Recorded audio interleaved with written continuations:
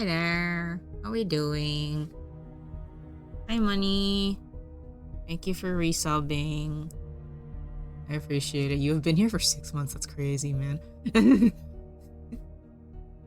Anyway, we're back here with more MAMIYA. It's been a while. It's been a month. I'm kind of sad about that. Okay, so like, I had like this tentatively on my schedule like 3 weeks in a row, and I just didn't get around to doing it because I was just like, I don't know if I can do it this week, or like I'm there's a strike this week. I guess I have to clear my plans. And so now like it has been a month. It is what it is, I guess. But we're here. Also apparently today, or well, in JST, but tomorrow is Keito's birthday. So it kind of works out. Okay, why can't I click the thing? Do I have to restart it?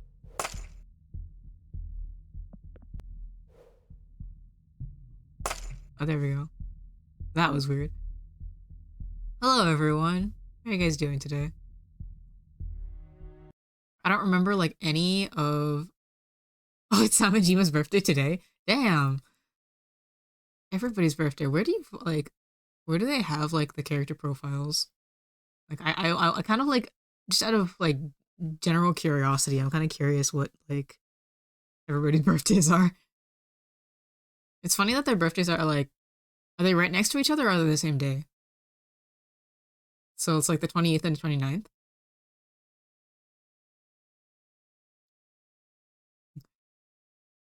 You don't have enough for the Vine Room redeem? Here, wait, I got you. Here's my thing. Here we go.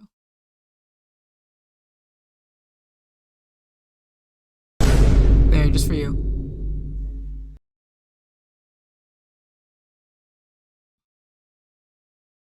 That's cute that they're like right next to each other since they know each other. They must have had like birthday parties together.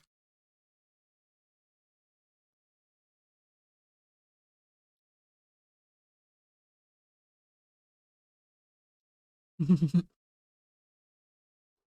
gonna say, I made boba, which is to say, like, I had like leftover Thai tea from like yesterday, because like my local boba shop has a buy one get one free thing. And so what I usually do is I get like a drink for myself that day, and then I also get one that doesn't have any boba in it, and then I make boba at my house. But like I was really lazy, so I was using like prepackaged ones that come with like a set of other stuff that I get from Costco. And not gonna lie, they ended up not great, but it's okay. At least my drink is chewy. That's all that matters. I don't remember like any of my voices, so it's gonna be an experience. I chose to observe Suoketo. What are we even doing? I don't even remember. Hold on. Um, Never had boba. I recommend it, but I mean, like it's a texture thing. So if you are not great with like texture in your food, then be wary of it.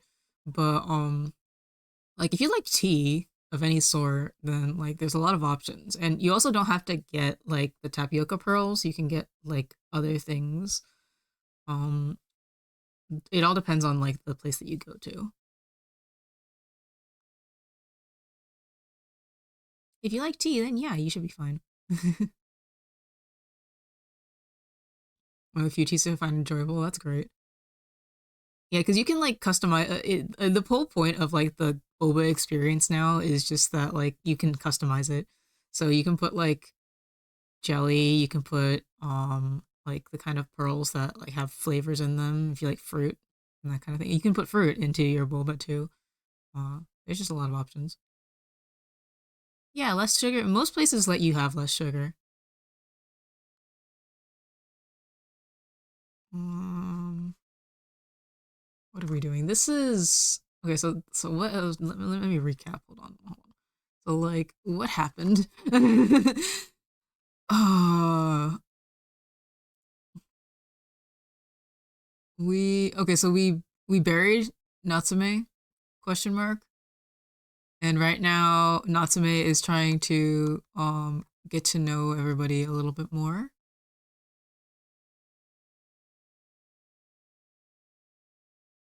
Hmm.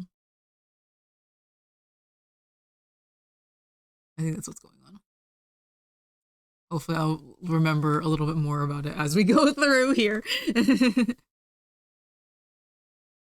Thus, I began looking around for him, eventually finding myself in an alley.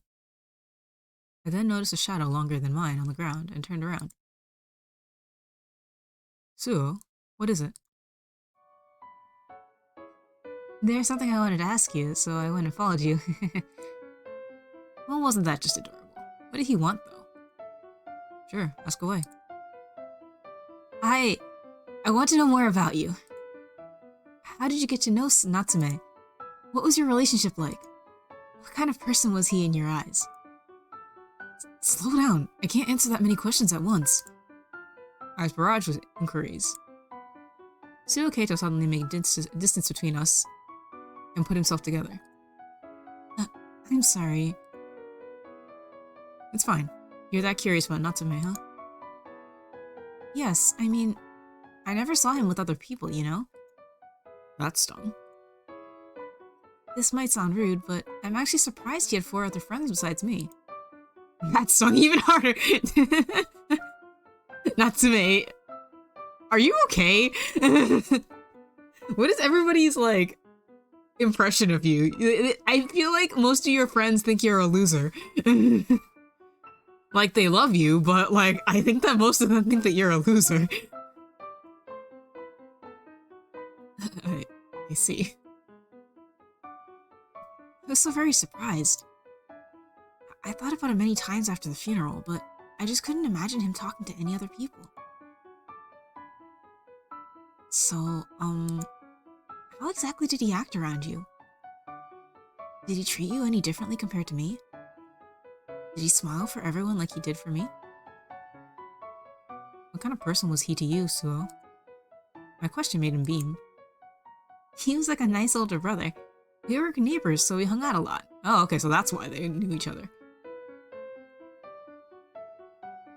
But as we got older, I began to see him less and less often. I really wonder what he was like in school.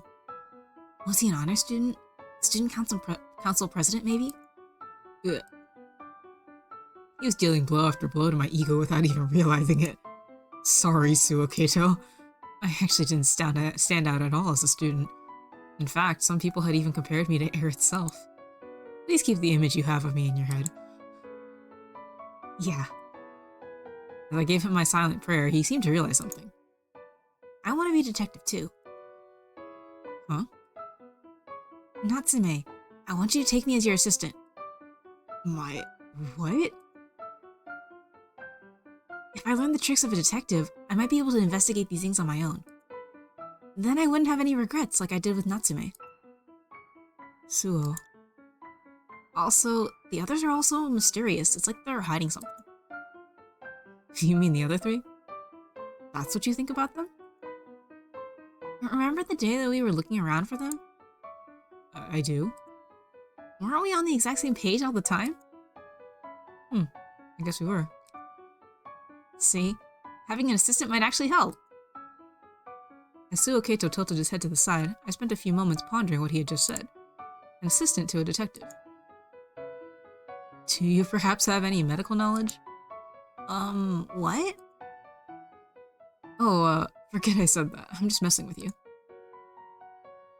Embarrassed by my own childishness, I waved my hand to deflect his question. There was no need to overthink it. Nerd, yeah. To him, this was merely an experience he would find new and refreshing, nothing more. Okay, I hereby dub you my temporary assistant. Wow, really? I'm not sure how I feel about temporary, though. You need proper training to be a detective. I see, that's true. I'll be looking forward to your tutelage, Natsume. He expressed his joy with his entire body, making me crack a satisfied smile. Now, first of all, when's our next case? That's not up to the detective to decide. The 2 of us agreed to meet before next Friday. Our meeting location was the nearby cafe. It's almost time. I looked around. There's no way I could miss somebody with that height and vibrant hair. He has such a different aura when he's wearing street clothes. A tall youth approached me while hiding behind every electric pole. What the hell is wrong with you?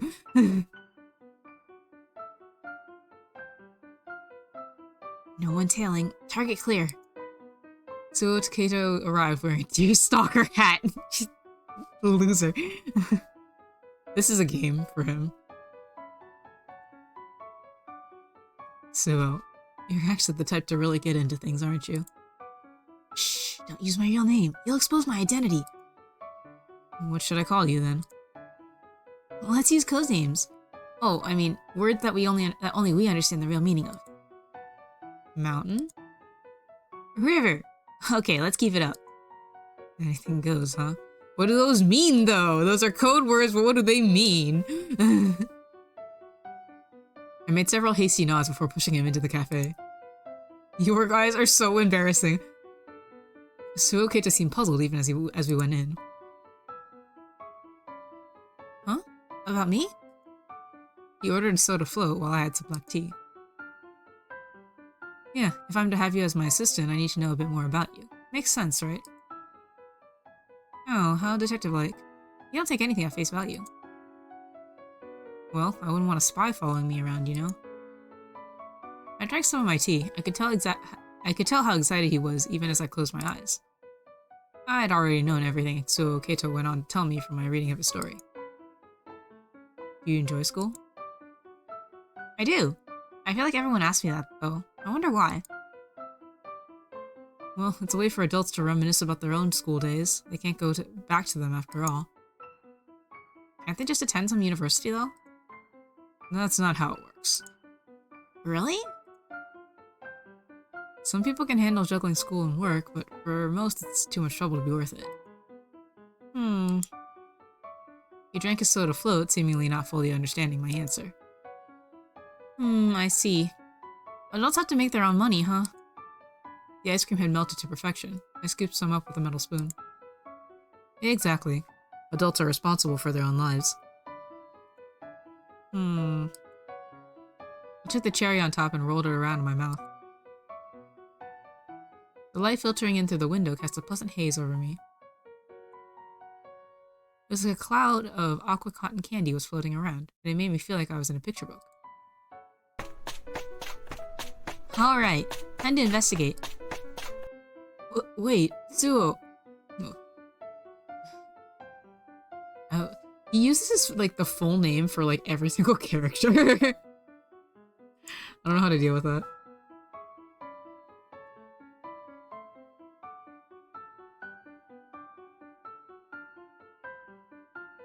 Sorry, I can hear like people walking around. And so I had to be sure that nobody's gonna invade my room. Oh my god, he doesn't have a Midori too? I didn't even realize. Why you like that? Once we'd arrived in town, Keito began zigzagging between a variety of places. I had a hard time keeping up. He asked the people around various questions, only to move elsewhere when he had enough. A student doing club activities and an adult detective. The difference between our physiques couldn't have been more obvious. Slow down, Keito. Natsume! This feels so good! He only calmed down once we reached the riverside. The area was open and the sky above was vast beyond words. And although the wind had picked up a bit, it was pleasant all the same. I sat down on a nearby bench and watched as Keito let the vastness of the sky embrace him. What about the investigation? Have you already had enough? Yeah, whatever. Anyway, look, it's a balloon. Child. Whatever? Apparently, he'd grown tired of playing detective. He was too busy chasing a yellow orb floating in the sky. Seeing him like that, I couldn't help but chuckle to myself. I felt like I was reliving one of my old summer vacations. It warmed my heart. When the sky had begun to set, Keito and I were looking at the sky side by side. Really behind on the story of this game? How many hours have I been playing it? Good question. How long have I been playing this?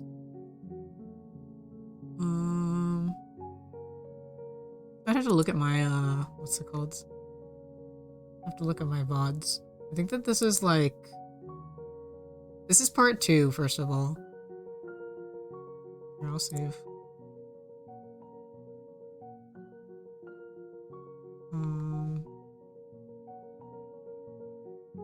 There's like...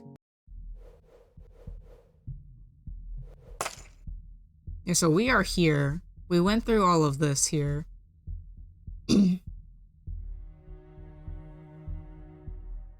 Oh yeah, that's true. I could, yeah, I have it on Steam. I've played 15 hours of it. I haven't, let me upload, I'll upload my VODs when I, get off of here, and you can watch them on my YouTube channel. I like keep on forgetting. So what I've been doing, which is probably not a great practice, is uploading my VODs after I finish games. Or I upload them based on like if people need to see them. So like I know that I uploaded my like Ghost Trick VODs earlier. Like before I like finished the game. And like I think I also since I like my Tales games, then I usually upload my Tales VODs pretty quickly. But yeah, I'll upload those just because I've been like putting it off. You like the visual novels better when someone else reads them for you? Yeah, I like take a bunch of tangents, and there are a couple of VODs where I'm reading them with my friend Noelle, and so that gets even sillier. But yeah, it's been a good time. So yeah, I'll upload them for you, and you can look at them there. Until then, you can just like, I don't think that there's really anything that you're losing by jumping in here. I think it's just like this guy died, and he's come back as a spectator who is somehow able. It's like they're able to. They're like watchers of people's lives, and they're able to like watch the story of people's lives and try to find the true ending. And so what's odd about his story is that he's able to watch the people that he left behind by dying, and he's also able to interact with them, and so now he's trying to get them a better future. But there's a force at play named MAMIYA who is actively trying to prevent him from doing all of this, more or less. That's kind of the basics of it. You want to start playing some Tales games? Well, as it turns out, tomorrow I'm playing Legendia, which everybody needs to play, but nobody can play because nobody has a fucking PS2 anymore.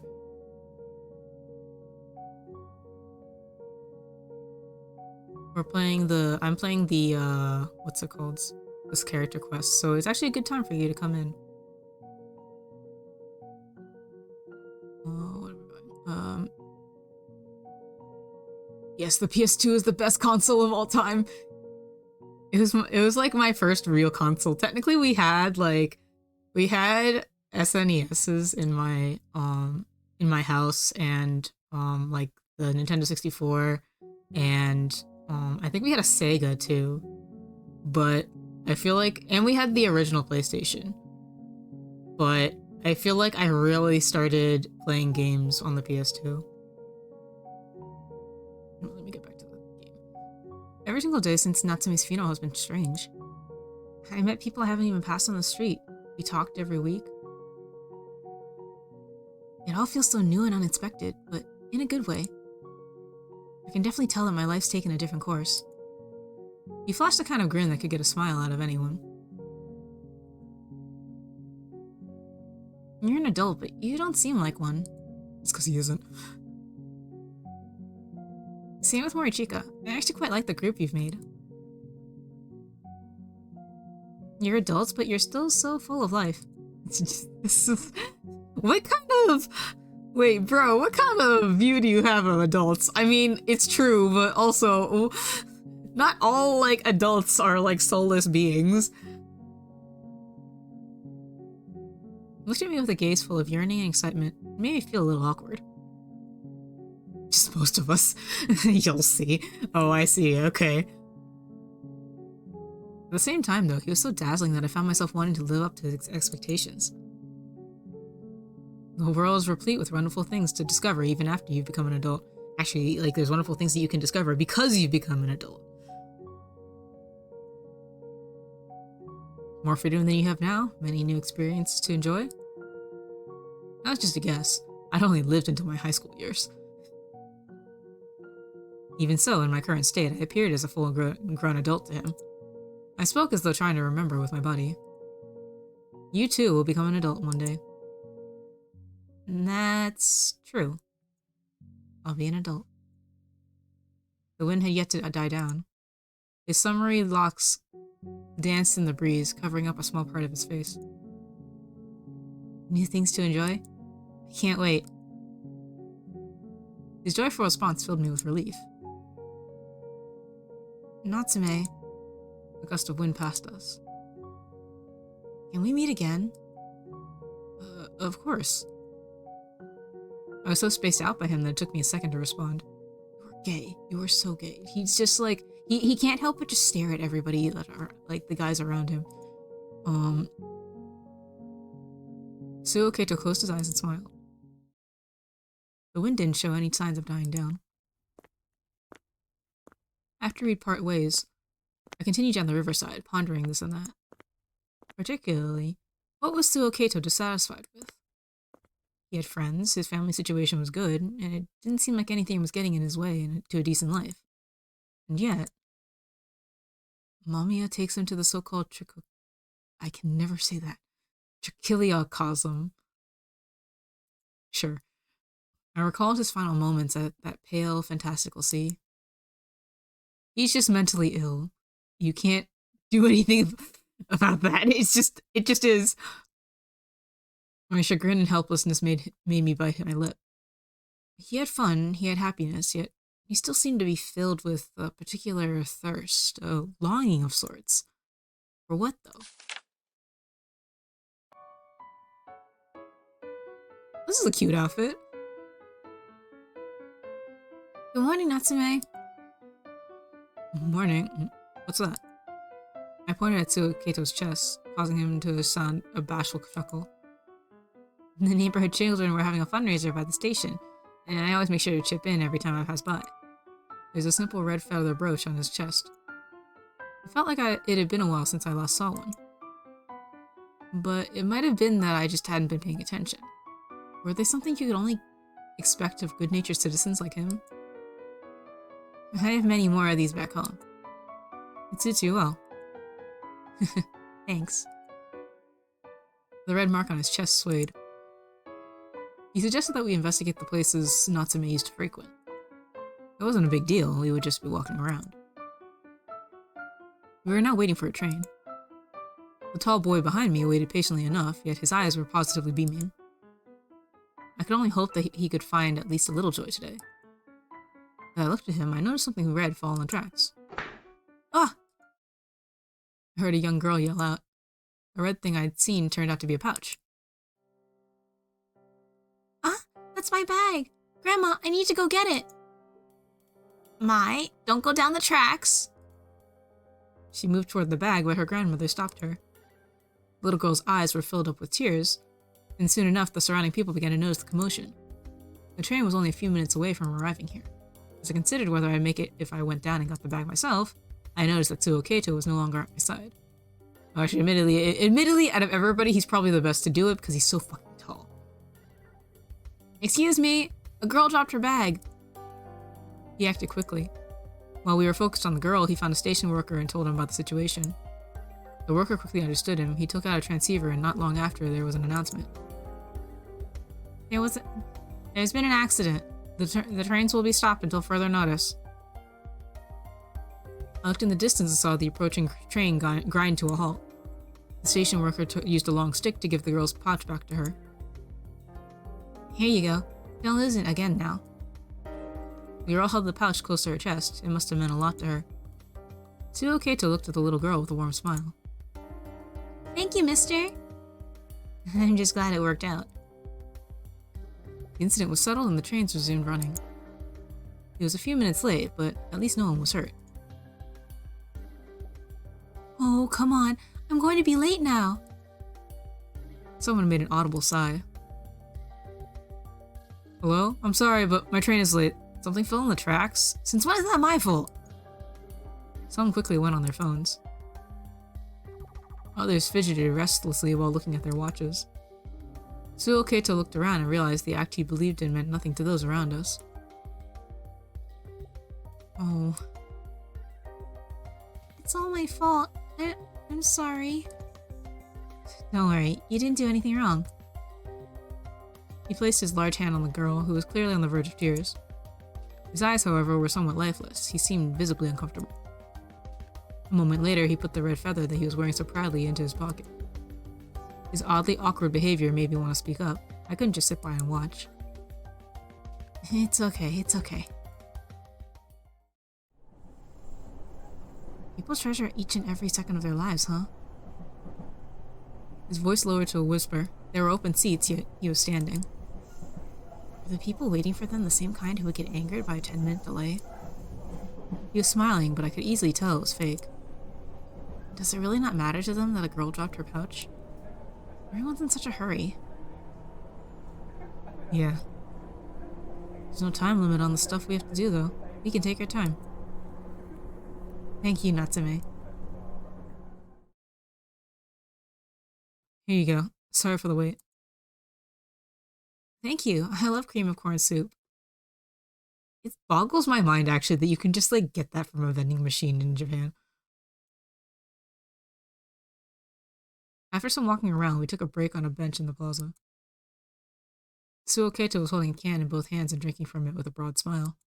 I was glad to see that he had cheered up. With the lunch breaks currently underway, there were some office workers walking around.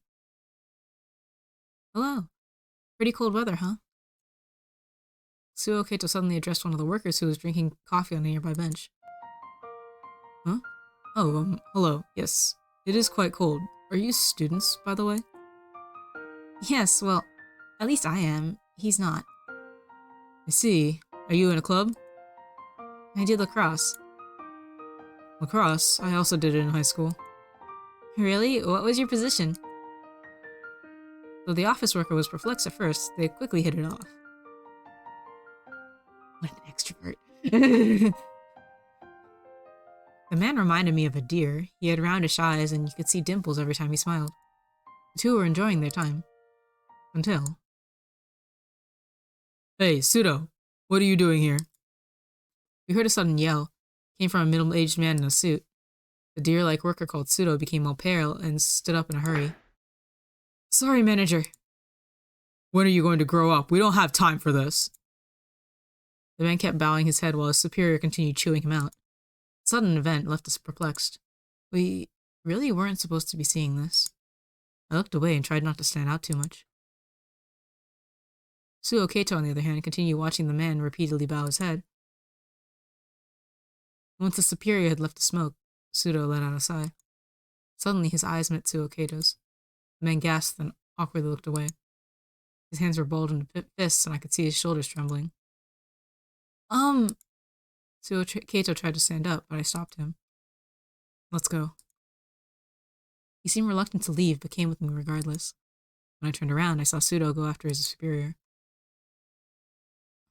That sure was a surprise. Tsuo Keito remained silent. Why would he snap like that in a public place? Even I felt like I was being scolded. I smiled to help him relax, but it didn't seem to be doing much. Why didn't he argue back? Huh? That superior was clearly being unreasonable, so why didn't he stand up for himself? I mean, he looked so frustrated. Tsuo Keito kept his gaze fixed on a single point as he said that. I recalled the way the suited man was clenching his fist. Well, he was dealing with a superior. There's probably no real point in arguing there. I'm guessing he had to swallow his pride to make sure things didn't escalate further and end it as quickly as possible. He seemed to be thinking about something. Is it his job to get yelled at? Huh? When I look at adults, I see many of them get yelled at for reasons I don't really understand. Does their work require them to be angry or be the target of verbal abuse? Keito smiled. I imagine there are people like that, yeah. It seems like hard work. Keito sounded a chuckle, seemingly having returned to his usual self. Adults sure have it hard. He seemed to be trying to fool himself with comparisons. By the time we made it to the station, the sun had already set, with dark gray clouds drifting in the sky above. The smell of the coming rain tickled my nostrils. I guess this'll work. You have so many outfits. I'm sorry, Natsume. I told you to relax and now you're helping me. I don't mind, really. It would have been too much for you to handle alone anyway. Storm, huh? I guess that means public transport's a no-go. What? You mean you're not staying over? Huh? Can I? Of course. That's what I had in mind when I invited you in the first place. Alright then. I guess I'll stay.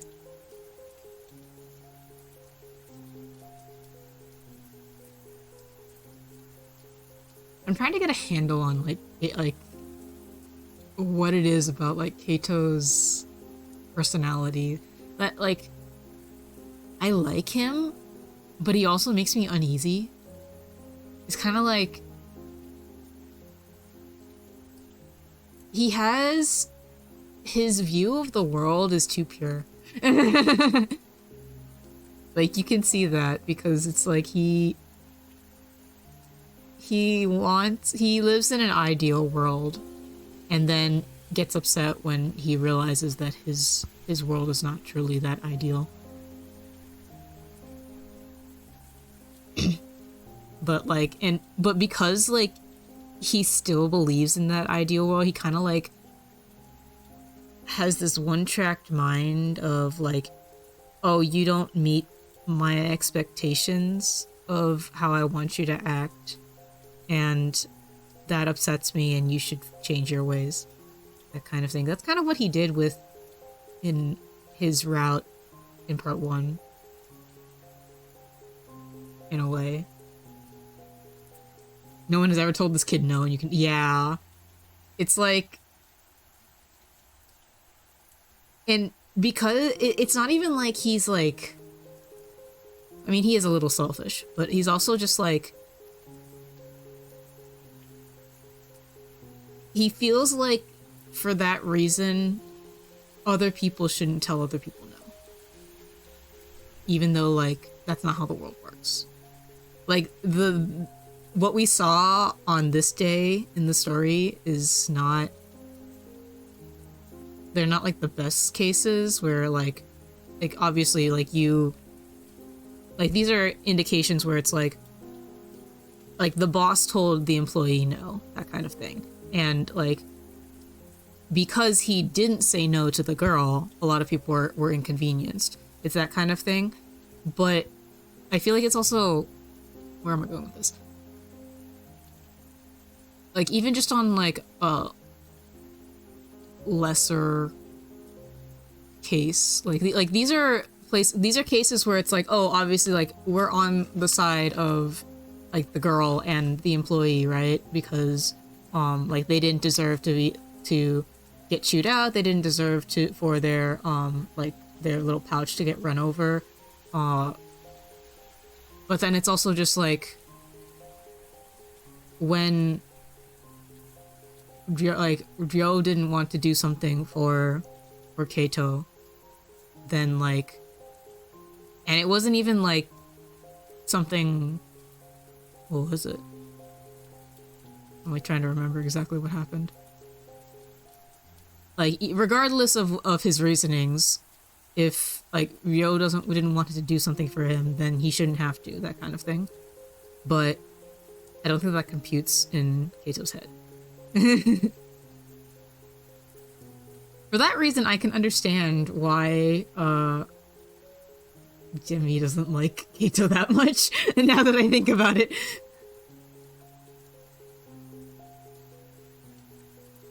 Alright. The stormy night reminded me of Suo Keito's sleepwalking. When I was talking to him just now, he seemed better than fine, but I'll keep an eye on him. I listened closely in the darkness as the heavy rain beat against the windows. How long had I been waiting now? I seemed to have fallen into a shallow slumber and woke up only when I heard the front door open. I could still make it. I hastily put on my coat and ran out into the stormy night. Suo! Suo Keito, where are you? Suo! I shouted to outdo the storm. Couldn't have gone far, so... I saw a large silhouette that walked in an awkward manner. Person, Suo Keito was turning a corner.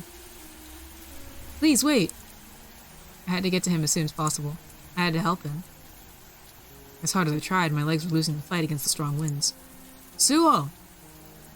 Clad in pajamas, he walked on ahead like he was the shepherd of the storm. He was right there, but I couldn't catch up to him. Ah! Suo! Suo Keito! I finally reached him.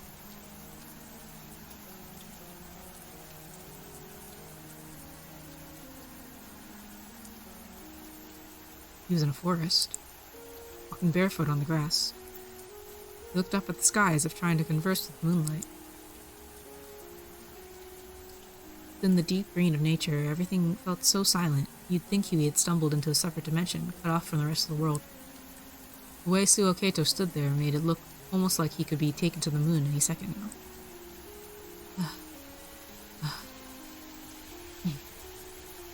The relief of having found him, combined with a strange fear, made me cling to him. Let's go back home, Suo Keito. Come back. With me. In the depths of this endlessly green forest, located far away from the city, the starry sky looked so beautiful it almost hurt.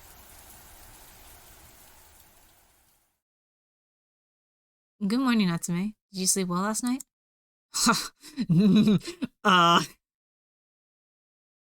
Wait, you don't look so good. Are you okay? Suo Keito. Ah. I embraced him as hard as I could. What's gotten into you? Did you have a bad dream?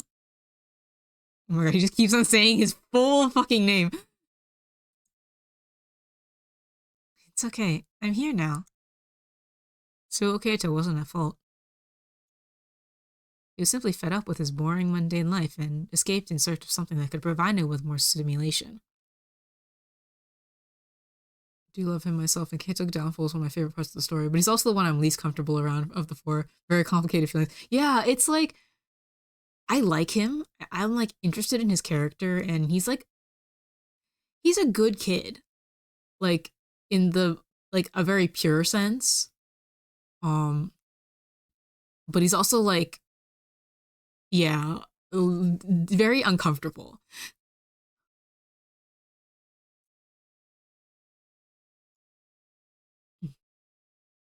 That was all there was to this boy. Nothing more and nothing less.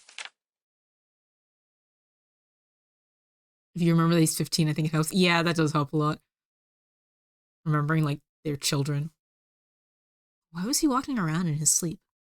The answer to that was simple. He was bored of his daily life. In that case, I just had to give him the extraordinary. Doing that would certainly prevent his sleepwalking. Alright. Suo Keito woke up to a chill that tickled his nostrils. Was it the wind? But how was that possible?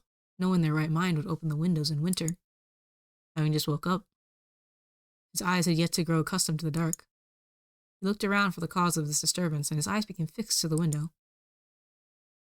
The laces in the pale curtains danced in the cold breeze. The window was open. Moonlight was shining through.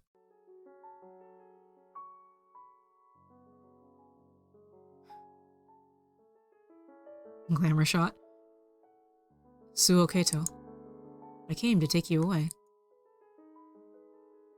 It was a clear, crisp night with the stars shining bright in the sky. I thought you were a prince. This took a lot of effort. I had used the rooftops to go from the guest room to here.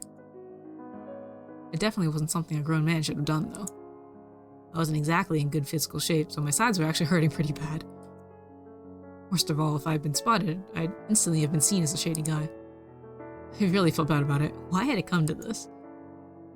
Still. Natsume makes the strangest choices, but okay. Whoops. Those problems meant little when I was faced with Suo Keito's excited expression. I was actually planning to pick him up, jump out, and land perfectly on the ground. It would have been a good way to start an exciting night out. However, his large body and my physical limits made me reconsider.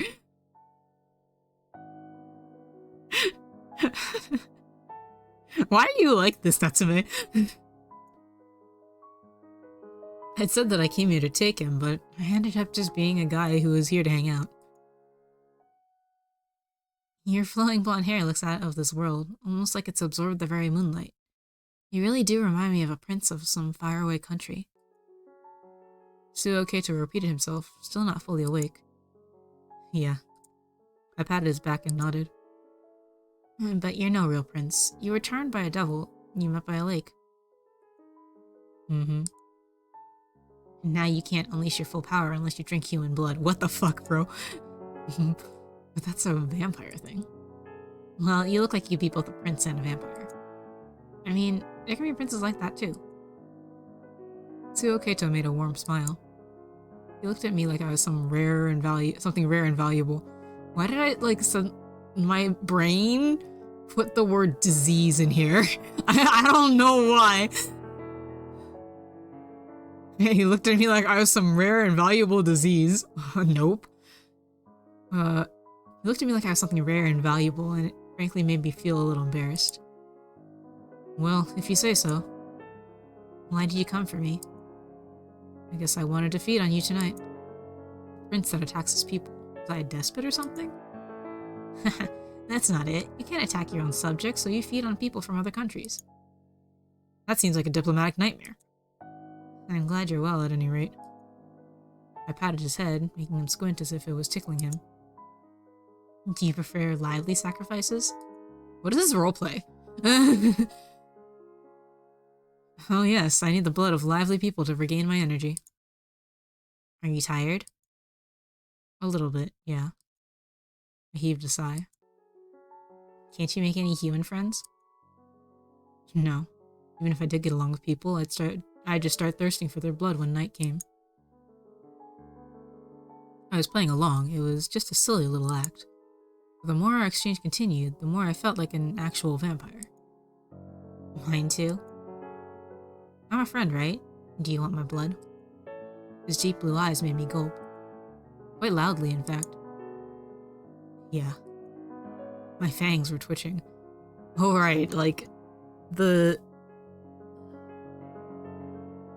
can't believe that Keito has enough of an, effect on Natsume that it just activates Natsume's ability to interact with the world of this, book.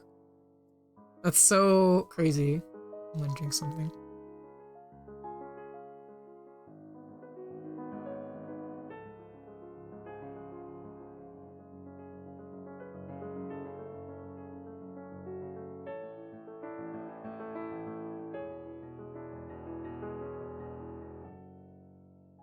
Your blood. I want your... I snapped out of it before I could finish. What was I even saying? I was a spectator, not a vampire. I didn't need Suo Keito's... Go ahead, my prince. If my blood makes you feel better, then... I gasped. He was completely serious. Here. A pang of guilt washed over me as I watched him expose his bare neck. It was a part of him I wouldn't have seen otherwise. There is something happening here. Summer, you are here at the weirdest. I feel like this is the weirdest part, actually. I think nothing before this is measured up to what we're doing right now. I'm glad that you're sticking around though, bro.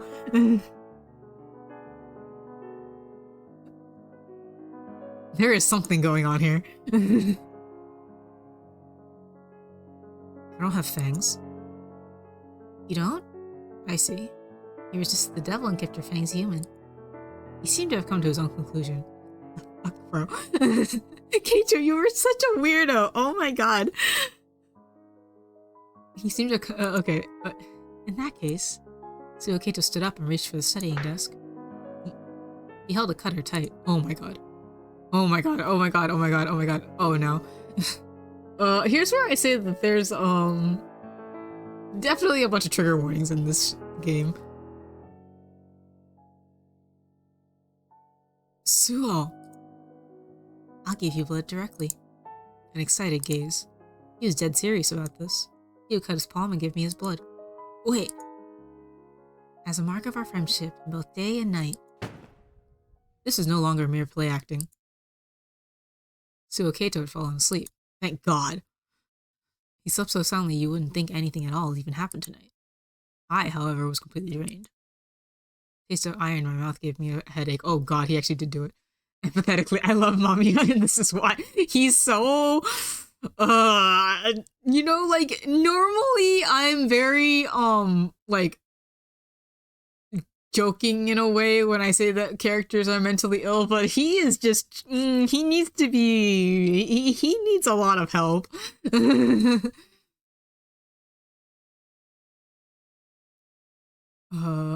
Why did you let him, bro? You are such a pushover, Natsume. Oh my god, you are like, you're probably stronger than him. Why did you let him do that?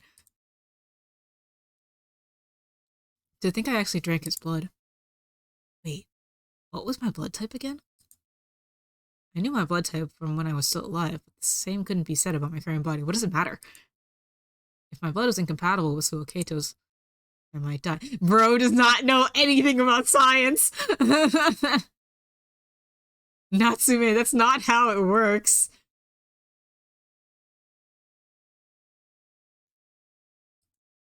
I felt all the blood rush from my head.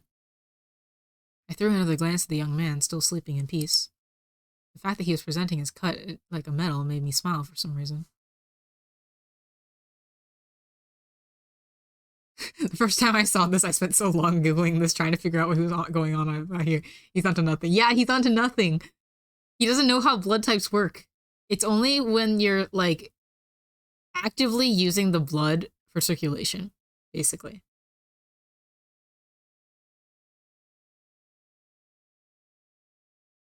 Because all it does is just, like, if they're incompatible types, then I believe they coagulate. And so, of course, that will cause rejection in your body and or clots, and then you will die. If I remember right. I might be misremembering the science, but at least I know more about it than Natsume clearly does. The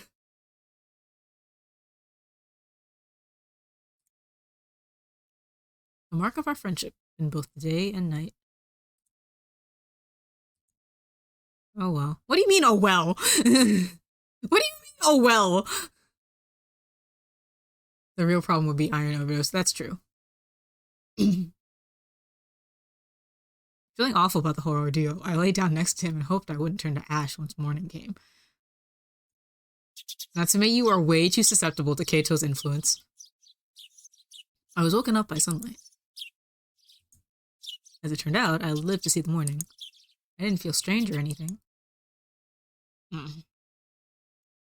Iron overdose is a thing. Overdose of anything is a thing. If you have too much of something, then oftentimes it's just bad for you.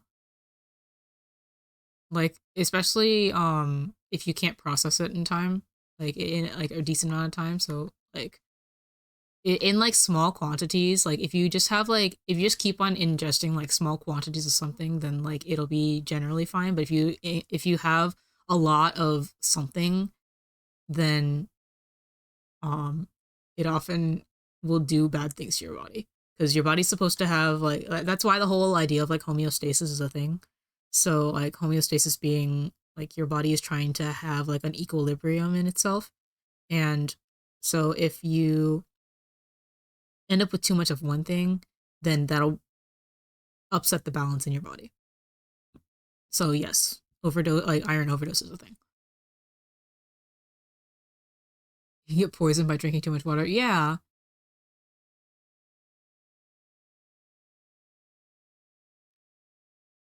Yeah, it's the case of anything, like, and everything should be had in moderation. Uh which is why like it's good to exercise, but if you exercise too much, then like it can lead to problems down the road. You can over exert your body, or like you can be like losing too much weight, or that sort of thing. If you are like exercising too much, for example, um, iron overdose can happen kind of quickly though. Oh yeah,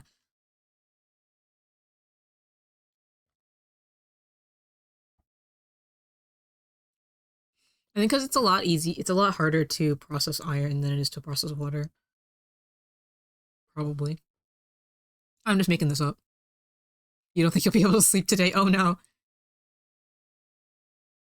Again, anything in moderation. As long as you're like keeping track of what you're like having, you should be fine.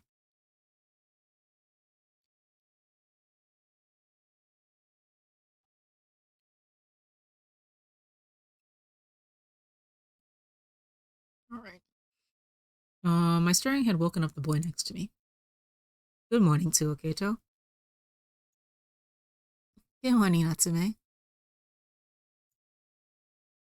Tsuokeito's blood suited my body surprisingly well. What is going on here? Natsume, what is going on here? Ever since that day, he and I spent our nights together. A dream journal? Want to have a look inside? Huh? Sure. Hmm. I don't mind if you read it, but only because it's you. Really? Yes, I'm giving you special permission. Keito is.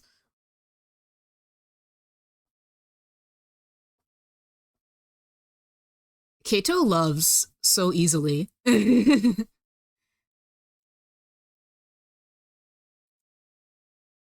like, this is the. He's treating Natsume the same way that he treated Ryo in, like, his route, like, in part one.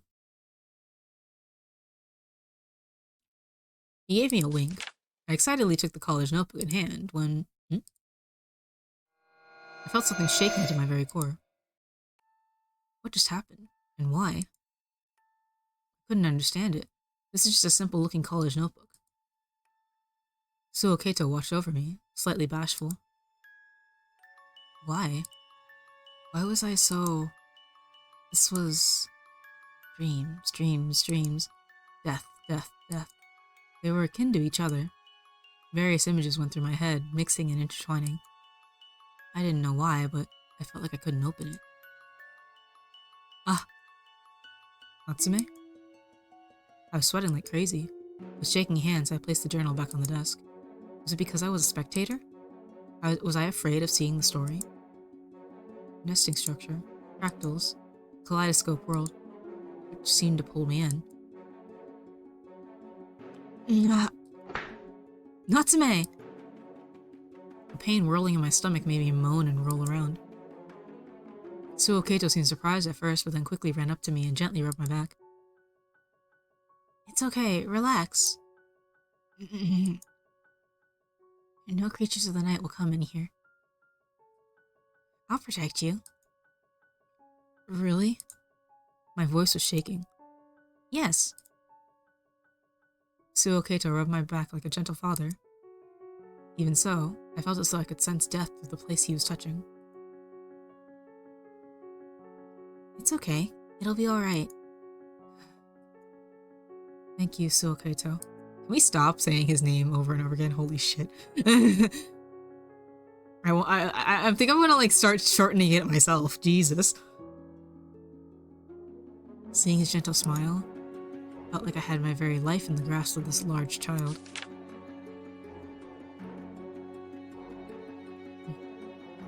Natsume, you're a Christian? His question made me stop in the middle of undressing my shirt. I understood what he was getting at once I noticed him staring at the cross necklace hanging around my neck. Yeah, I'm not a very zealous believer though. Do you sing hymns? No. As much as it pains me to admit, I've completely forgotten all the ones I knew. But you still wear the necklace? Suo Keito narrowed his eyes. You always hide it under your clothes, so I was just a bit surprised is all. Really? I took the cross in hand and looked at it. Take it off. Huh? Take off the necklace. I felt like he wouldn't take no for an answer, so I did as I was told. Once I gave him the necklace, he opened the window and threw it out. Oh my god, bro! I couldn't stop him. It didn't really suit you. Suo Keito had complete control over me. Even so, I did my best to save him from his sleepwalking. Bro's just living here now. Natsume. You're just Natsume's just living here, and Keito is so fucking controlling all the time. I don't even know what to do about that.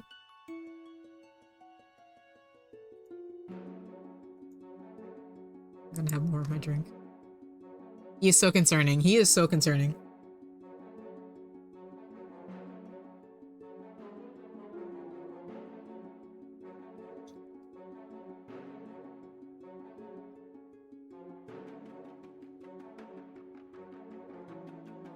Natsume, I'm like concerned about you.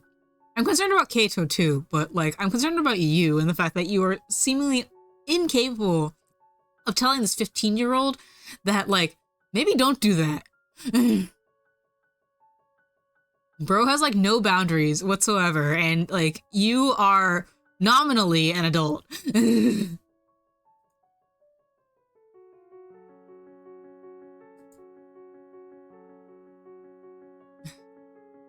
Can I sleep with you, he says. You're like a little child. He laughed at me, but I didn't back down. You mean in my room? A question made me remember the dream journal. No, the guest room I'm staying in. How awfully selfish. Oh, I don't want to hear that from you, bro. If you can't sleep, I'll just make you some more milk. Thanks for the hydrate. I'll drink some more.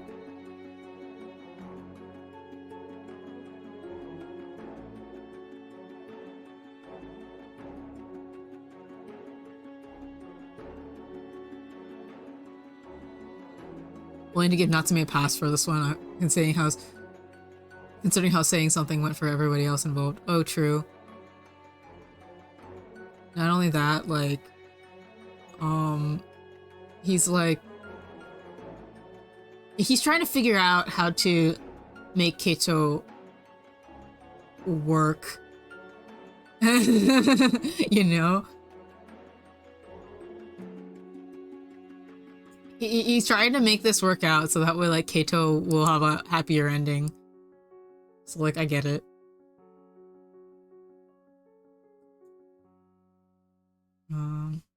Okay. And just like that, he coaxed me into giving up. Oh, actually, bro, I need to stop calling him bro. Actually, Natsume, I think that you need to, like, have a little bit more of a spine.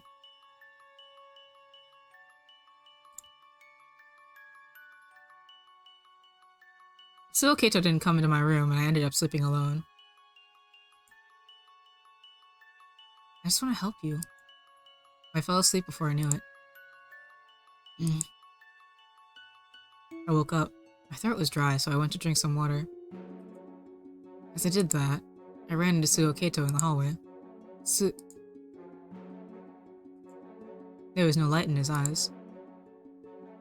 It made him look like a ghost. Wait. Which one of us was the ghost here? I, who was already dead? Or Suo Keito, who was walking around on his feet, bare and pale? Which one of us was closer to death? Him or me?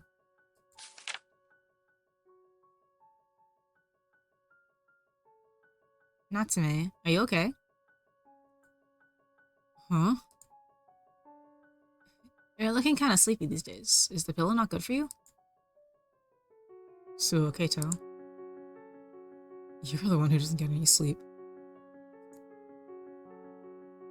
That's not true. I sleep well every night. You need to have a balanced sleep schedule.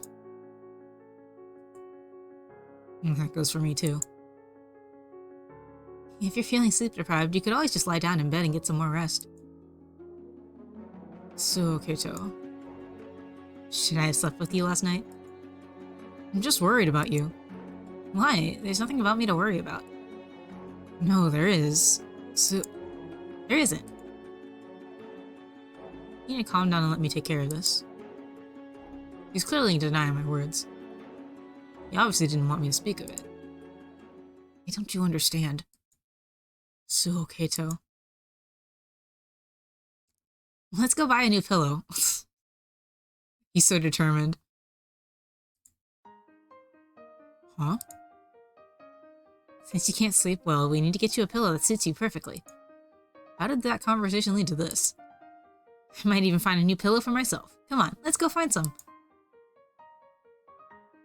Going outside with Suo Keito for the first time in a while was a refreshing experience.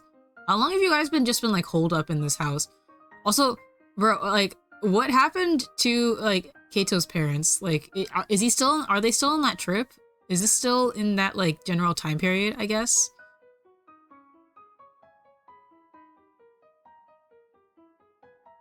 Oh well. He was like a young child trapped in a large body. His behavior nearly made me doubt all the strange things that have been happening recently. Maybe I really did have a bad pillow. Natsume, there's a corner with pillows from all over the world. Let's see what it's about. What indeed? Once we were done shopping, we walked straight back home. The light of the setting sun caressed my cheeks. Ahead on the road, I heard a child talk to his mother. Mommy, what's for dinner tonight? Grilled and salted mackerel pike. Aw, but I hate fish. Now, you shouldn't be picky. Okay, yeah, it is during the same time period. What should we have for dinner? Honestly, I'm fine with whatever you'll make. How about you make something today? Huh? But I'm not a very good cook.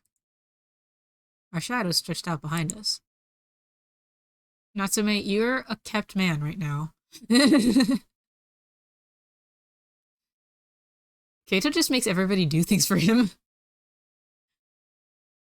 I glanced at Suo's profile. The evening sun shone into my eyes for a moment, making them water. What a fun day that was. Wasn't this just fine?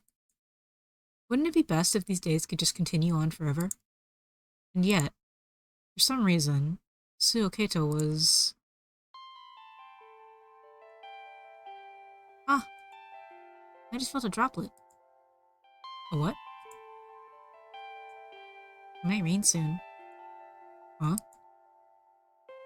His voice came from slightly higher than me, and I initially wasn't sure what to make of it. But a few moments later, rain had indeed begun to fall. Whoa! There was still some blue in the sky, but the downpour was already upon us. Suo! I say we run. Agreed. We used our shopping bags as makeshift umbrellas and ran through the stormy weather.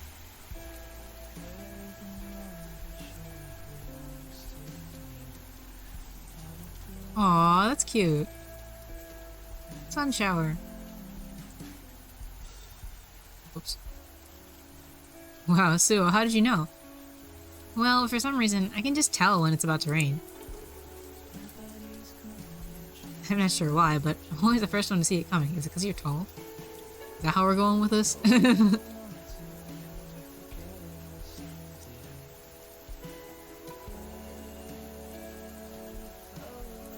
That sounds almost like a superpower. We spent enough time running in the rain to make the contents of our bags completely soaked. Eventually the rain stopped bothering us and we just looked at each other like wet dogs and laughed. I really liked the rain. The golden rain, lit up by the evening sun, made both of us wet to our bones. My heart ached as I felt both the chill of the rain and the gentle warmth of the sunlight. Your wrist starts to hurt when you see these lights. Aw.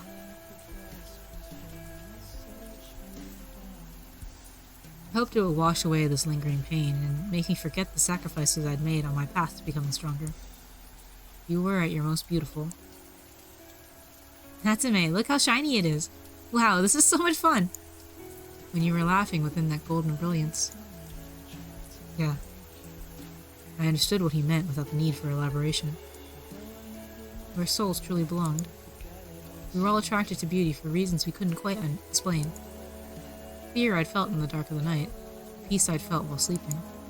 It was all because you were beautiful. No matter what happened to you. Nothing could change the fact that you, Suo, were a wonderful being. Hey, Natsume. What? I actually bought something else. He handed me a new necklace. I heard it helped you sleep. And I think it would suit you well. Thank you, Suo. Bend forward a little. Yeah, I knew it would suit you.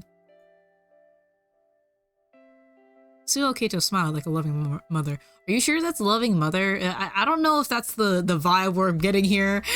Natsume, I don't think... It is also very weird that, like, Natsume is, like, having these, like,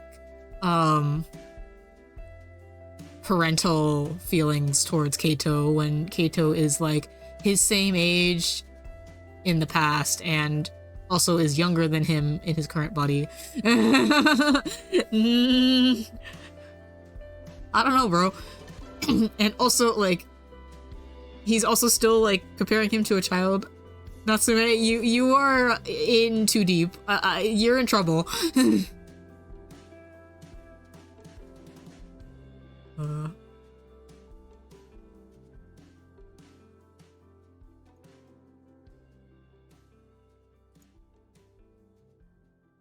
He was so gentle, and my heart ached when I looked at him.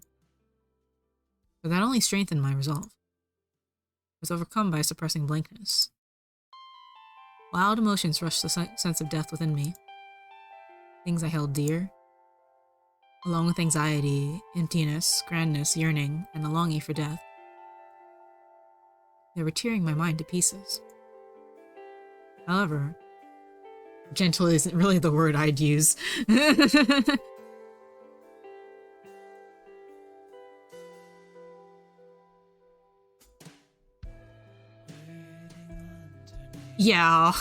Yeah.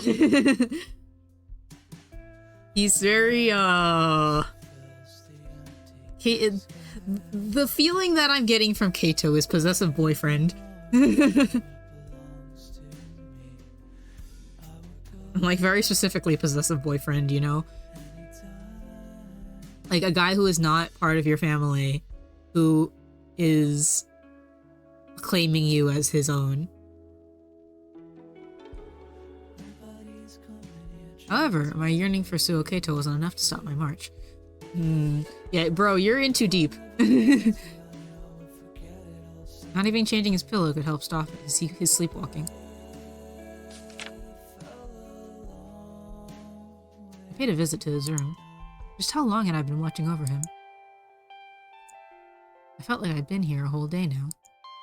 Pieces of the dream journals lay scattered on the bed. Was I breathing well? Why was I even here? I didn't understand anything. Anything at all. A while later, Suo Keito slipped back into his sheets like a bird that had its wings clipped. I stood next to him and picked up his feather. A clear, beautiful feather as blue as the sky. Stop. Please, don't touch me. Natsume. If there's something you want to say, don't just stand there.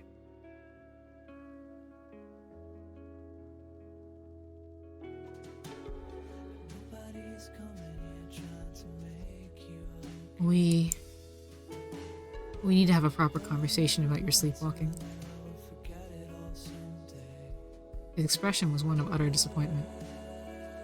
There's the bored look you'd give something completely devoid of worth. You too? Are you also planning to bore me with talk about how I should abandon my fantasies and face reality? I'm so disappointed in you. I thought you were different.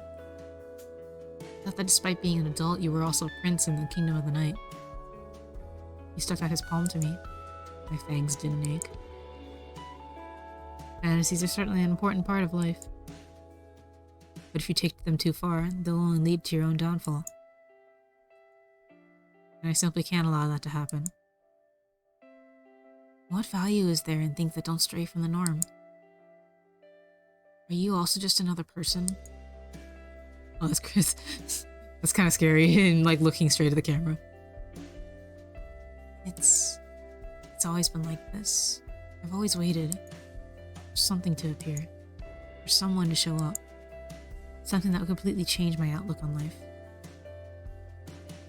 He wants like a pet, basically. It's what it feels like, based on like his treatment of Ryo and that his treatment of Natsume. He wants like someone to come into his life, and then he wants to keep them in his life by any means necessary, because them existing is the thing to break him out of his mundane everyday.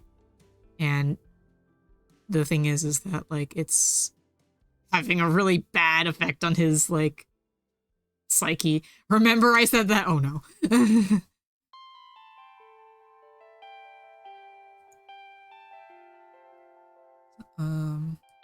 Something that would completely change my outlook on life and let me become a new me. And yes, I know that expectations are the worst kind of poison. Sorry for saying something so weird, but I will keep on waiting, no matter what anyone tells me, no matter what I hear from those who had given up. I would take the poison and keep on hoping. Hoping for more out of this world.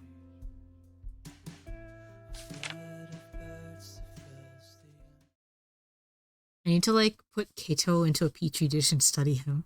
It's safer that way than whatever the hell is going on here. Ah, Samejima. Have you been well, Keito? Then again, I did see you just a couple of days ago.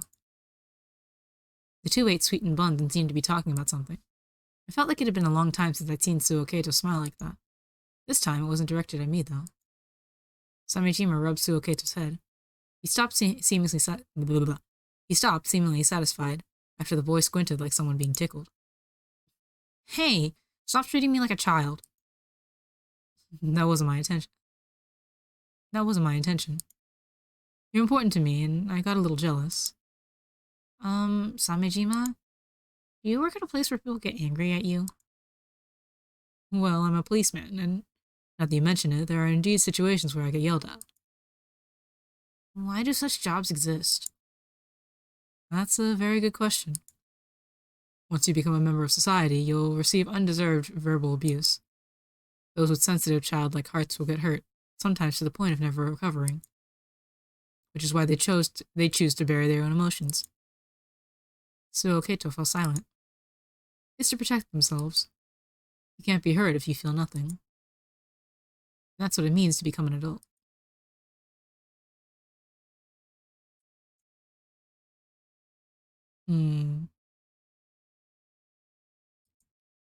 Burying your own emotions because you don't want to be you don't want to be hurt by other people. You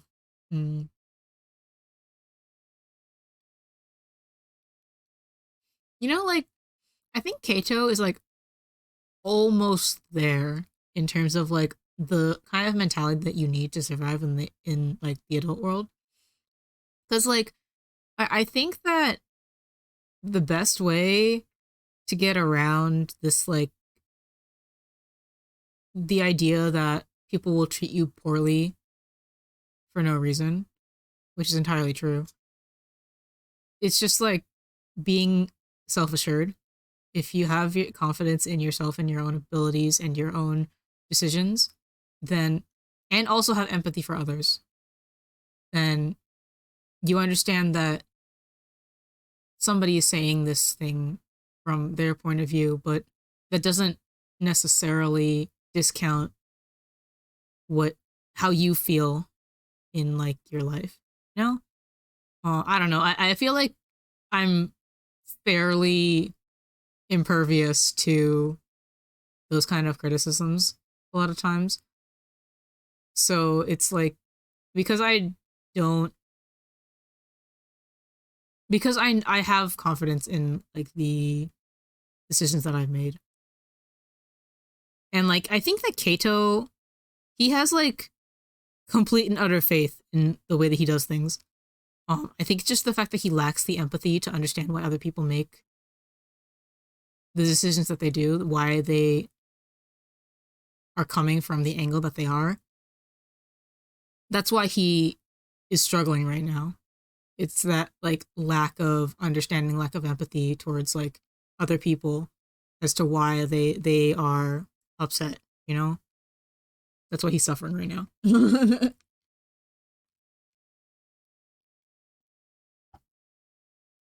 Well, let me not knock over my drink.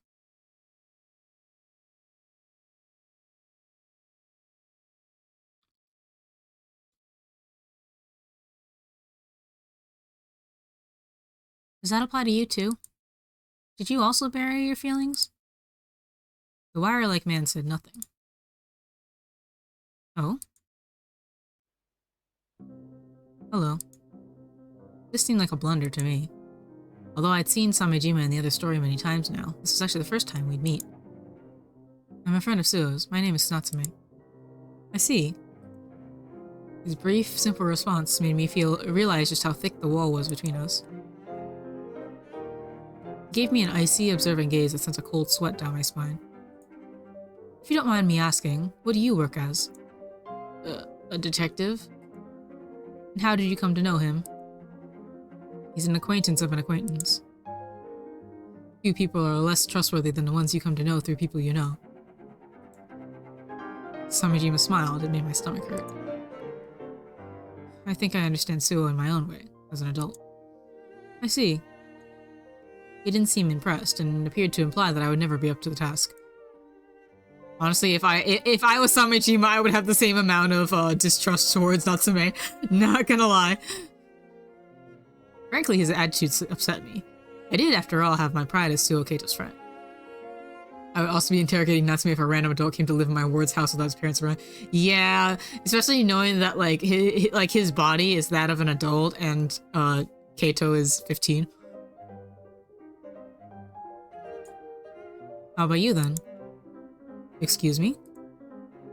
What do you think you can do for Suo Keito? As an adult, I mean. I can protect him from the dangers of society. His prompt response left me speechless. I am, as you've no doubt noticed, an adult. I didn't know what to say. Having lost interest in me, Samejima went to Suo Keito and said something I couldn't quite catch. I was at a loss for words. Our exchange made me realize I was only a 17-year-old in an adult body. He, however, was a true adult. He was doing his best to talk to Suo Keito while having an objective grasp on his position. This made me feel like I was completely defeated. Sorry for the wait, Natsume. It's okay. Are you done? Yes. Samejima is quite the worrywart. I told him it's all fine, but he never listens. I see. Of course he'd be worried. He was protecting you. Natsume? I should have protected you too. From what? Come on, there's no need to protect me at all. He pounded his chest and flashed a bright smile, making my heart ache. You were being protected even now. By your father, your mother, the school, the teachers, Samejima, the district. Everyone hoped that your future would be one of health and happiness. That was a role adults had that you weren't aware of. You're fine the way you are. Natsume, you're fine the way you are. I raised my face and saw Suo Keito smiling at me. The faintly pleasant smell of someone's dinner wafted through the evening neighborhood. This was a gentle space, and it felt like everything could be forgiven here. So, please stay with me, always and forever. Oh. How cruel. Suo was such a cruel boy. I made a weak smile. He might have been right. Perhaps it'd be best if I simply gave him the exciting, stimulus-rich life he'd so craved. That would be enough. I was entirely too powerless to protect him or even change his perception of things. The idea of leaving some sort of mark on him was pure hubris. He led the way back home and I silently followed. Our shadows had grown long in the evening sun. If I had to describe it all in one word, it'd be resignation. The days continued to pass just as they had. Natsumi, what are you trying to do here? Like, actually, like, I get that what you're trying to do, but also it's just like kind of weird to me that he's just like living in Keito's house, you know, like without like a clear, concrete plan. But he's stupid, so I guess I understand. He's just doing his best. Suo Keito continued being the pure, cruel, and innocent child that he had always been. He didn't even sleepwalk so long as I didn't say anything unnecessary. This was the way to go all along. Our peaceful days could be maintained as long as I listened to what he had to say. I couldn't do anything about his tendency to fantasize, nor his aversion to adults. The end of December was drawing near. We walked under a sky so cold it could freeze the heart. It was a dark night, illuminated only by the lights of the city. Passers-by around us smiled warmly and with eager anticipation for Christmas Eve. I'm not used to seeing passers-by. It's passerbys, I feel like, but I think that passers-by is more correct. I don't know anymore. Suo Keito exhaled pale, white breaths. He seemed to be in high spirits. I trailed after him in silence. I was tired, if only a little bit. After some walking, I suddenly heard some singing from the distance. What's that about? We went towards the source and found a choir in the plaza. Wow! Children clad in white were singing to the best of their ability, their faces red from the surrounding cold. I felt my heart uplifted by the beautiful Christmas carols they sang. According to the nearby sign, they were orphans raising money for their orphanage. Suo Keito listened to their performance with a loving look in his eyes, then left them a donation. After that, we backed away a little bit and continued listening to them from a distance. Their songs brought a smile to my face and provided me with a brief sense of comfort. Suo Keito, on the other hand, seemed to be thinking about something else. It's a miracle. It really is like I'm witnessing a miracle. He exhaled an affectionate sigh. Momentarily distracted by the performance, the people around us briefly stopped before continuing on their way. Look, a choir. Okay, but I'm hungry. Really? Let's hurry home then. It was quite late into the night now. Oh wow, an orphanage choir. They must be so cold. We'll have to pitch in. Huh? Well, fine. I guess I do have some change to spare. Now that's funny. Oh crap, my show's about to start. It's so pretty.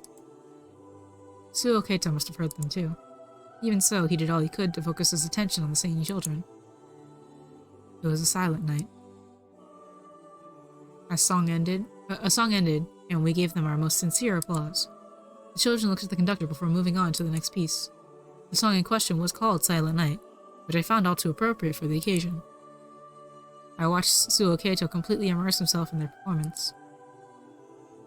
At first, he looked like a senior angel looking over inexperienced apprentices. However, that impression I had of him gradually changed. When the second song ended, I threw another glance at him before the choir moved on to the third. Suo Keito now looked like a powerless shepherd waiting for the angels to come pick him up. It made me think of the ultimate truth reached by the have-nots. Suo Keito?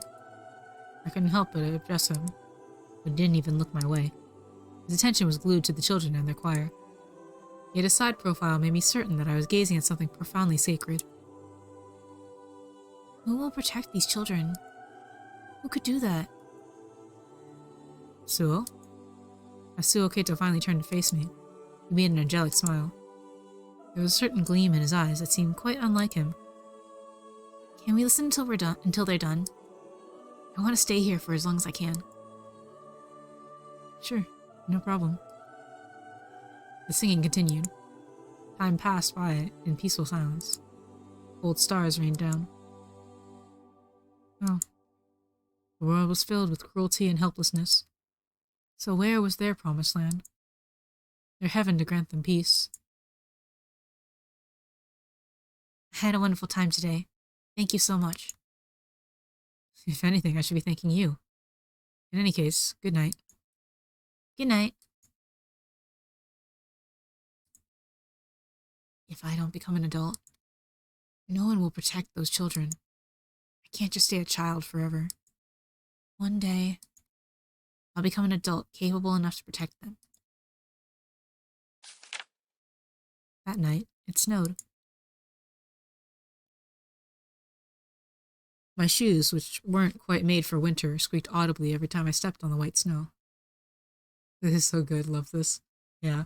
The writing is really good. Um,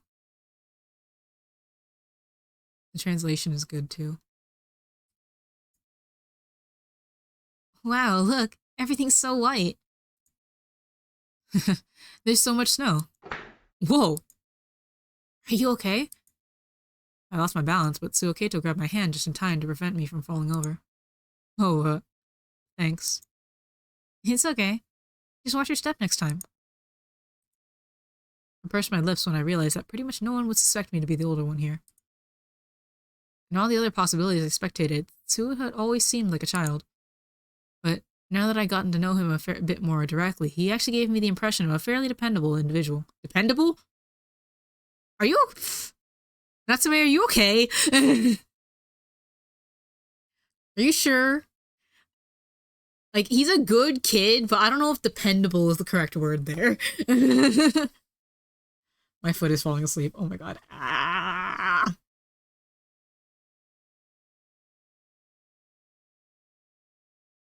I like regularly sit on my feet when I'm like doing this sort of thing, and I need to stop doing that. My feet! Ah!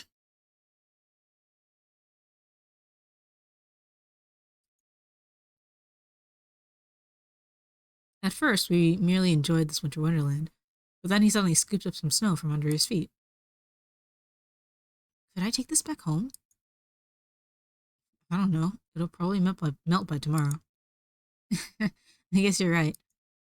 It becomes all watery when I touch it. He showed his wet, pinkish hands and gave me a mischievous smile, making me grin as well. Oh man. Snow just disappears, huh? You can't keep it around forever. Yet it's still so pretty, fluffy, and exciting. Those words felt like an expression of his inner world. He wanted to forever cherish things that glisten like snow. He wanted for the extraordinary to last forever, and yearned for what lay beyond it. Suo Keito? It's so cold. I'm sorry for blurting out something that silly.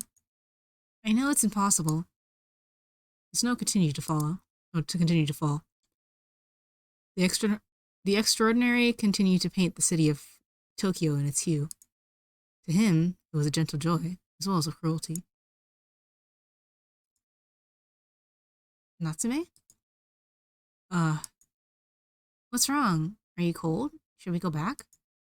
No, that's not it. It just... The tall boy looked straight at me, waiting for my response. It was okay.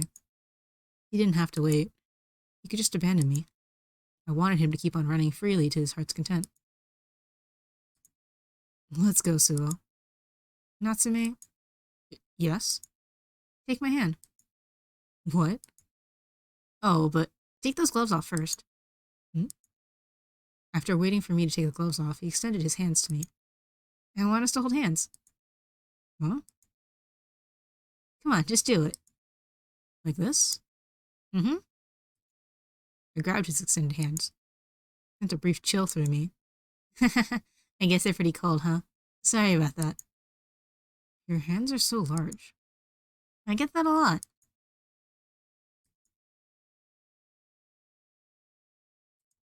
The snow continued to pile up, almost like it was trying to bury us alive.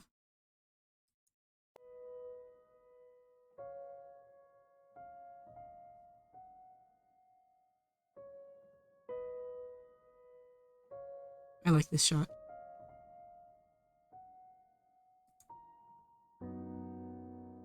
I somehow felt like I had to do this to you. I mean, you look like an abandoned puppy just now. What? I couldn't just leave you be. Come on, if there's anyone resembling a dog here, it's you. That's right, a dog. You're like a puppy. Outing, I briefly averted my gaze. Kind of embarrassing to look into his eyes. It wasn't just because he compared me to a puppy. His eyes were brimming with loving compassion, and I felt like he'd seen right through me. I was not convinced, beyond any shadow of a doubt, that he was someone dear to me. I felt as though I had met him a long, long time ago. I had absolutely no idea why I felt like that, though. Hey, let's take some snow back home. But that's impossible. It'll work out. I'll think of something. I don't want to see you give up. There's no need to force yourself to understand something or make compromises. You don't have to become an adult. That's so irresponsible of you, Natsume, but you're not really an adult, so I guess it makes sense.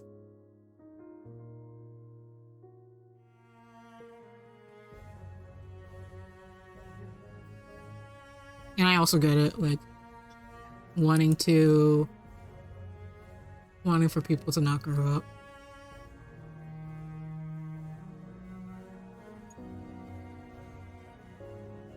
Someone with your pure heart and sense of righteousness has no need to grow up.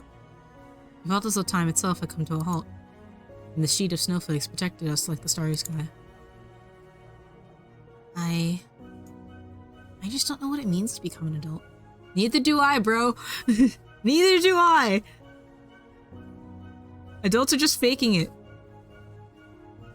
I think that's the thing that, like, neither of these two understand, because Natsume's not a real adult, and Keito obviously is not an adult yet either. So, like, adults are just faking it.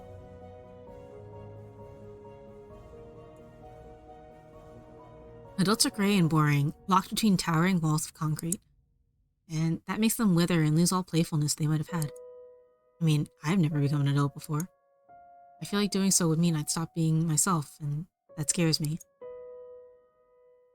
It's okay. You can stay the way you are. Even as you grow older, never be afraid of liking what you like, no matter what anyone tells you. Hold your head high and be proud to say you like the things you do. True. I feel like that would help me as well. Really? Yeah. Your very existence can be a shining light to others. That's how I feel anyway. Thank you, Natsume.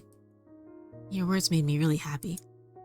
The snow was reflecting the moonlight. It was late at night, but the surroundings were well lit. And within that light, Suo Keito made a smile so dazzling it nearly brought me to tears. We went on to search for a vending machine. We bought the cheapest bottle of water available and promptly downed its contents. We then dried the empty bottle by blowing inside it and filled it up with snow. We exchanged many a laugh over how difficult it was to get all that snow in, but when we were finally finished, Suo Keito held the bottle like it was a valuable piece of treasure. He seemed extremely pleased with the results. We both knew that the snow inside would turn to water in the morning, but neither of us said it out loud. Put it in the freezer! It won't be as soft, but, like, put it in the freezer. 4th Friday. It's really been, like, has it not been a week yet? How long has it been? Tokyo during the year in which the world was prophesied to end. The 4th Friday of the final month of the year. Natsume's memorial mass had ended, and the participants went to his grave. Outside the church, Suo Keito flashed a broad smile, befitting his towering frame. Hello, Natsume. Hello, Suo Keito. You finally came, huh? Yeah. The month passed by in no time. So many things happened, and it was all so fun. I'm glad I was able to reminisce about Natsume so much. An experience like this doesn't come often. It'd be great if all the fun memories we made could reach him, too. His smile washed even my tension away for a while. Maybe that was his intention. If so, it was clear that even now, I still couldn't win against him. Let's go visit Natsume's grave. This track is really pretty. Okay. The public cemetery was in an open area some distance away from the church. Various graves were lined up in a clouded area sprinkled in green. We stopped in front of one. It was just like all the others, lacking any distinguishing features. It belonged to Natsume Soichiro. In other words, me. A strong wind had swept over us both. Even so, Suo Keito remained firm and resolute as his eyes settled on Natsume's grave. The thing he chose to give him was... Wait, that's... Yeah, yes. It's the bottle of snow we took home yesterday. Oh, it's going to be water by tomorrow.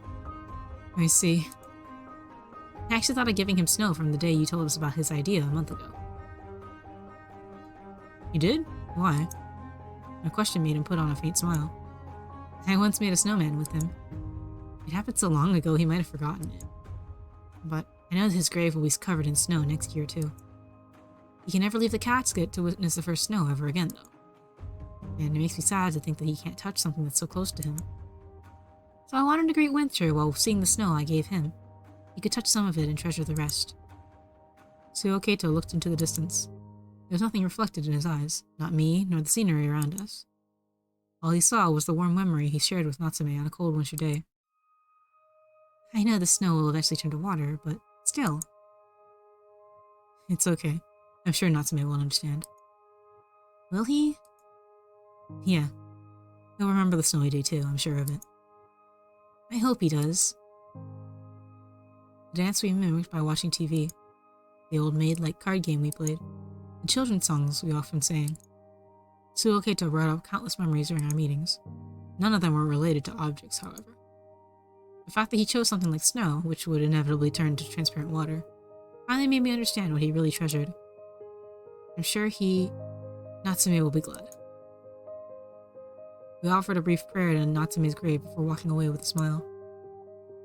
Still, it's kind of sad that we'll stop meeting up like this. Oh, don't worry. We're still next week, so let's have some more fun. I guess you're right. Boy, I'm so relieved I'm feeling hungry all of a sudden. Why don't we go grab something to eat then?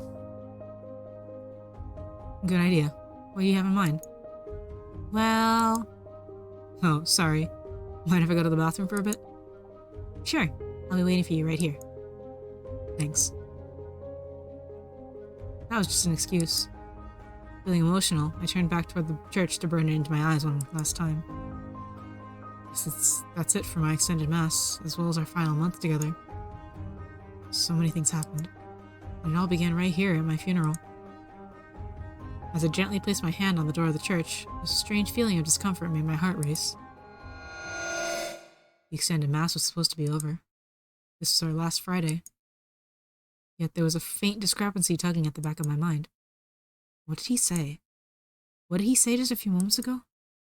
There's still next week? Next week? What did he mean?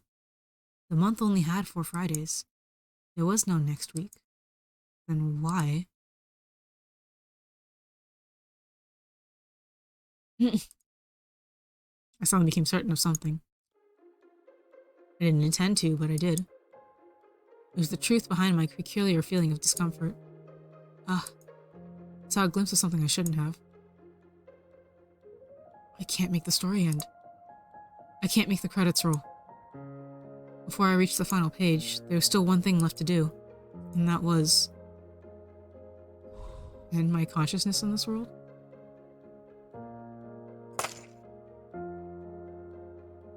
I have to end my consciousness in this world. The memory of reaching this what-if outcome probably wouldn't even be a footnote. Everything here would be forgotten. I had no idea what would happen to the me who never reached this conclusion. I wish I could have started things over from before I interfered, but then I wouldn't make the same mistakes. Well, I should stop dreaming. It's okay. I believe in myself. Well then, good night, Suo Keito. This story has no ending. This is a not ending? Okay.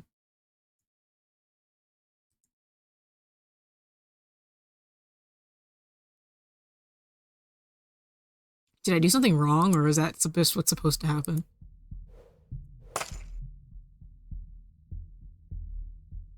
So Suo has a not ending. It's supposed to happen? Okay. Somebody else has a not ending. And then there's 2 people that have regular endings. Okay. I'm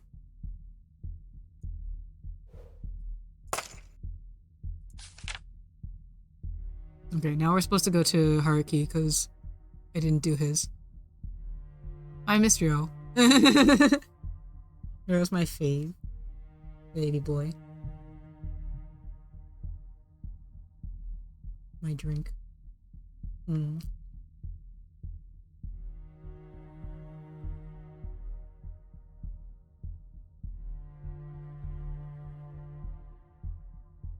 Mm.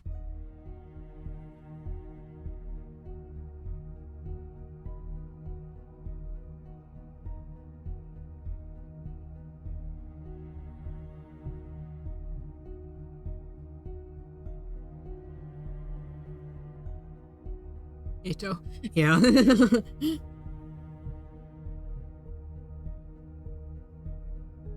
He's something, that's for sure.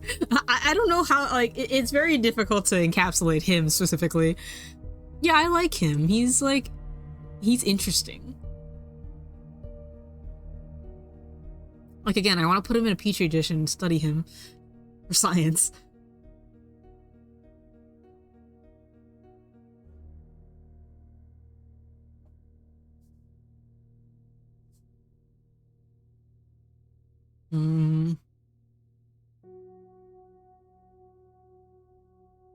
I have to go over here too at some point.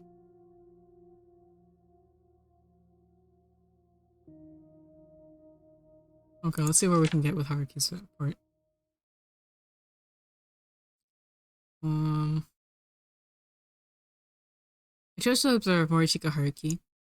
Soon after I began looking for him, someone called me from behind. Hey there, Natsume. Morichika Haruki, what do you want? Come with me. You're not a student, are you? Of course not. I was feeling nervous, but went with him anyway. For me, he is, and his downfall route is, I have some younger friends, and I think he really encapsulates the fear of becoming an adult, having to give up the freedom of your youth in exchange for responsibility. It's sweet. It's nice. Yeah. Yeah, it's like in a way, okay, so like, I work with children, right? And it's a lot of like trying to balance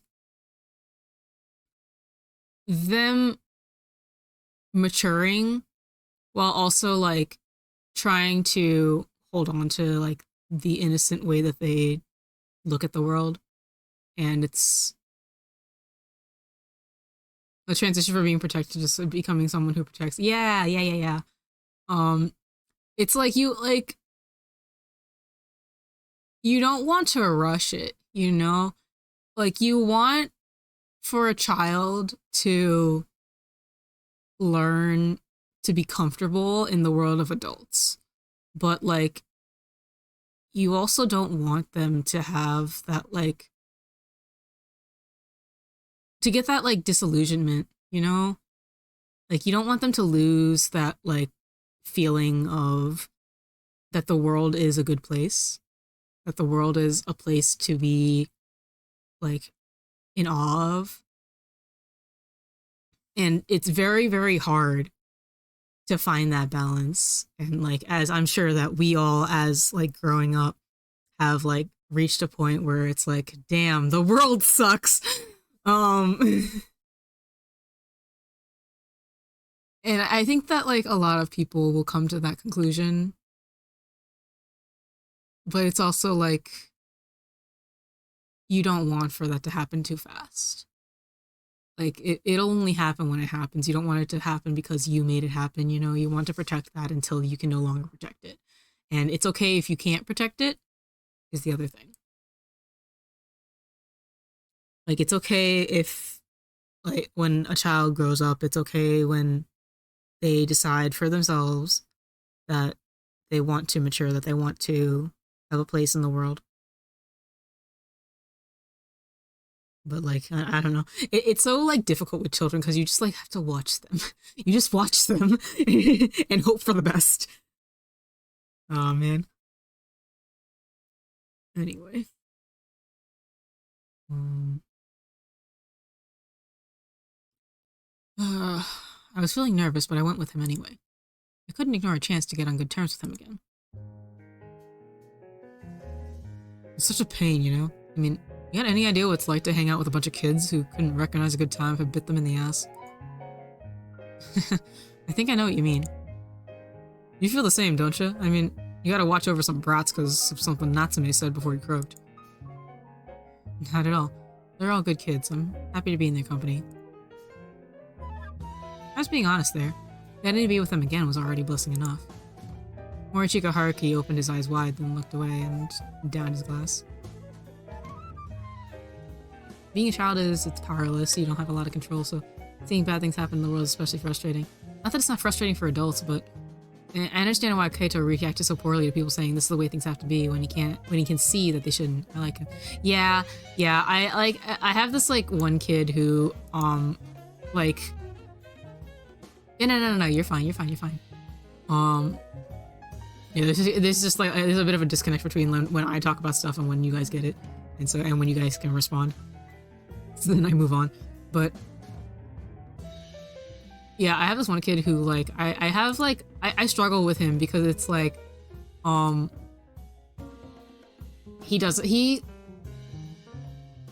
like an innate selfishness that he has that like isn't.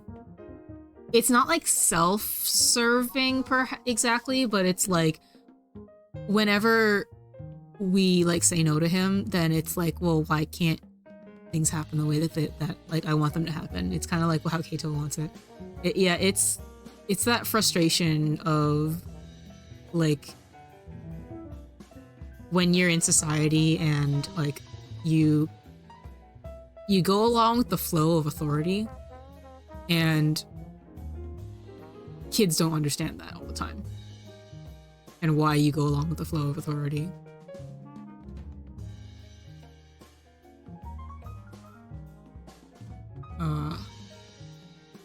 Yeah, I wish good things for Keito. I wish he also matures. I wish that like it's that funny balance of like trying to figure out how he can find his place in the world.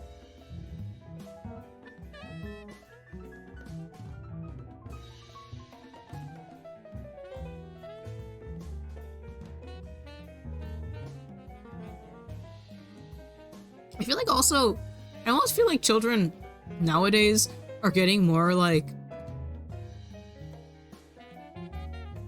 when I was a kid, I feel like it was a lot more, I feel like there was some comfort in just going along with what adults said.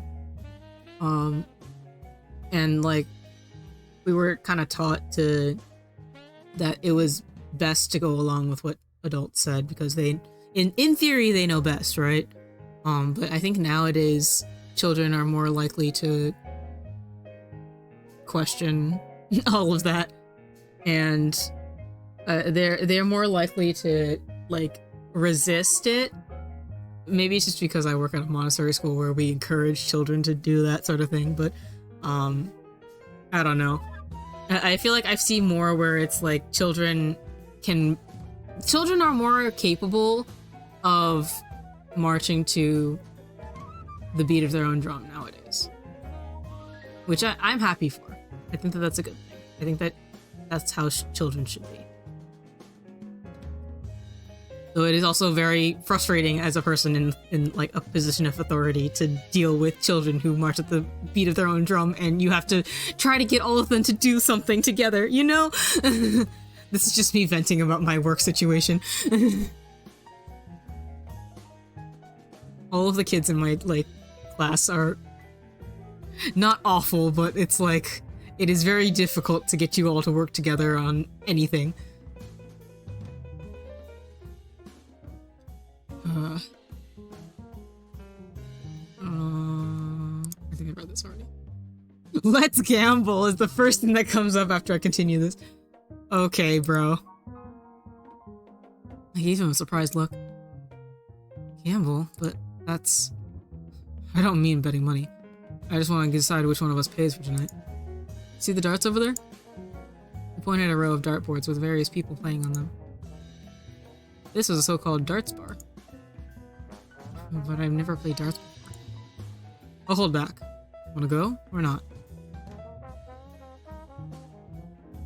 His provocative yet strangely alluring tone made it difficult to refuse him. Not too bad for a first-timer. A deal's a deal, though. Damn it. Let me try again. Just give me one more chance. Hey, you agreed to this fair and square, so get that money ready. Does he have money? Does Natsume have money? I was actually doing pretty good with just a bit of practice. For a moment, I genuinely believed that I had talent. But as I kept going, I went further and further away from the middle. Morichika Haruki, however, slowly but surely gathered his points. I started out in the lead, but by the 8th round, he created a great divide between us. The fact that he was actually holding back made me feel even worse. Do you play darts often? Occasionally, though, mostly just to kill time. I'm dead broke, you know. Even now, I have only 100 yen to my name. He tapped the pocket of his jeans. What he said filled me with shock. What would have happened if I'd won? I only pick fights I can win. He chuckled, though somewhat reluctant. I held up my end of the bargain and paid our tab. There we go. We'll just have to play a rematch someday. No way, dude. You got the touch. Morichika left his seat. The door's bell rang as he stepped outside. Left behind, I checked myself, thinking about how much he resembled a stray cat. So, where do you live? I hastily caught up to Morichika. The neon lights of the city suited him well. Huh? Nowhere really. I just spend the night where I can. My eyes widened in shock. You mean you're staying with various women? As in many of them? What's the matter to you? I grabbed him by the shoulders and shook him. You can't do that. It's immoral. You need to stop immediately. Clearly upset by my words, he pushed my hand away with a displeased look on his face. Okay, here's a little something you should know about me. I hate it when people tell me what to do. He then tried to disappear into the night, but I grabbed his hand again. Huh? What? Come to my place then. If the only alternative is living with all sorts of different women, I think it'd be way more ethical for you to just stay over at my place. Wait, what the hell are you on about? I wouldn't mind. Well, I sure as shit would. I ain't gonna let some guy take care of me. As if letting girls do that is any better. Well, aren't you witty? At least he can get something out of it, Natsume. I don't know if you realize, he can get something out of it.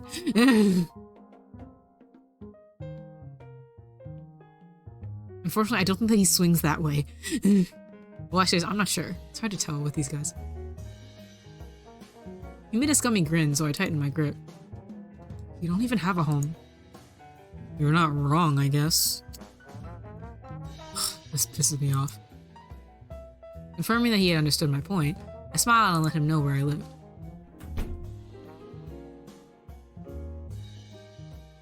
My home was a simple city apartment.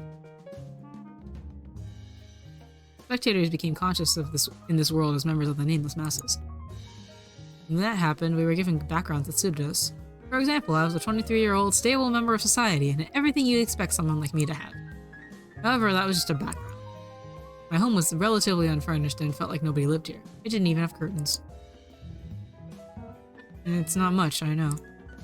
Morichika Haruki looked around, then boredly took off his coat and handed it to me. There was too little to look at. White walls with white flooring, a white bed, and a brown sofa. Nothing else.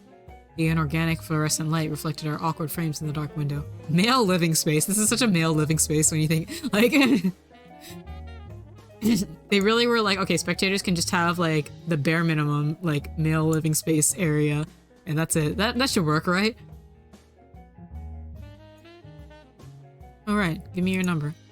Huh? Remember when you forgot to come to the meeting? I need it just in case. Morichika Haruki clicked his tongue but gave me his phone number regardless. I made it a policy not to answer when a guy's calling, so don't actually use it. Oh, okay. Wasn't a number I couldn't use basically the same as the number I didn't have? Guess I'll go to sleep then. You can just use the bed. I like this better. He then just rolled up and got comfortable. Okay, good night. I turned off the light, but Morichika Haruki continued doing something on his phone for a while. I felt as though he didn't want me to see his sleeping face. As if to prove just that, Morichika Haruki disappeared with the first light. He was a man who did whatever he wanted. He hated staying in the same places and interacting with the same people. One day he would smile, as if we were close, only to disappear the next morning. He was much like the brand of cigarettes he smoked. He would attract you with the fragrance, then vanish when the wind blew. Ugh. Eat your breakfast. Did you come here just to say that? His eyes told me to just leave if that were the case. He shook me a bit, giving him time to walk away. Whoops. I mean, didn't we go to mass together? He was such a reliable young man back then. These days, though, he was a drain on society who jumped from woman to woman. It's kind of funny that, like, this, like, Christian, like, considering that this takes place in Japan, it's very interesting that there are two characters that are Christian. Because Christianity is so, like, uncommon in Japan, comparatively.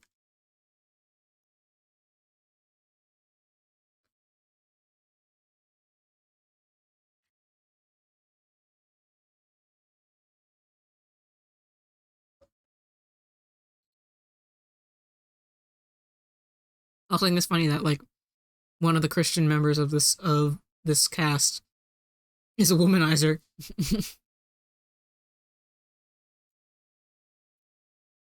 Specifically Catholicism. Oh, okay, interesting. Honestly, I am so, like, a religious that I legitimately do not know the differences between most of the denominations.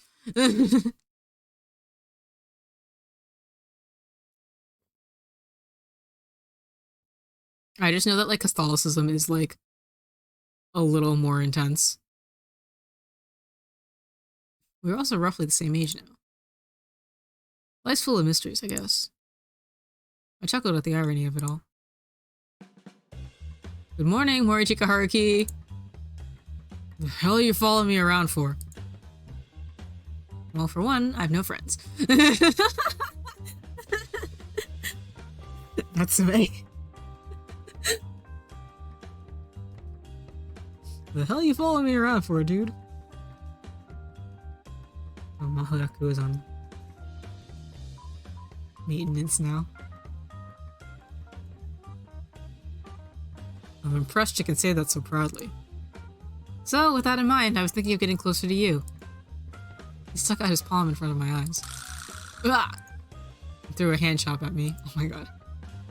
Go bother those 3 high school students then. You'd have a better time with your fellow brats. He took out a cigarette and a lighter and began to smoke. How old is he? How old is Haruki? Don't worry, Natsume. Haruki also has 0 friends. True. I feel like that's almost why he feels comfortable saying that to him. I'm worried about you.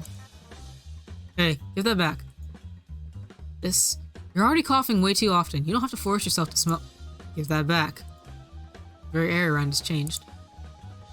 Alright. You enjoy your tobacco. I won't say anything about it anymore.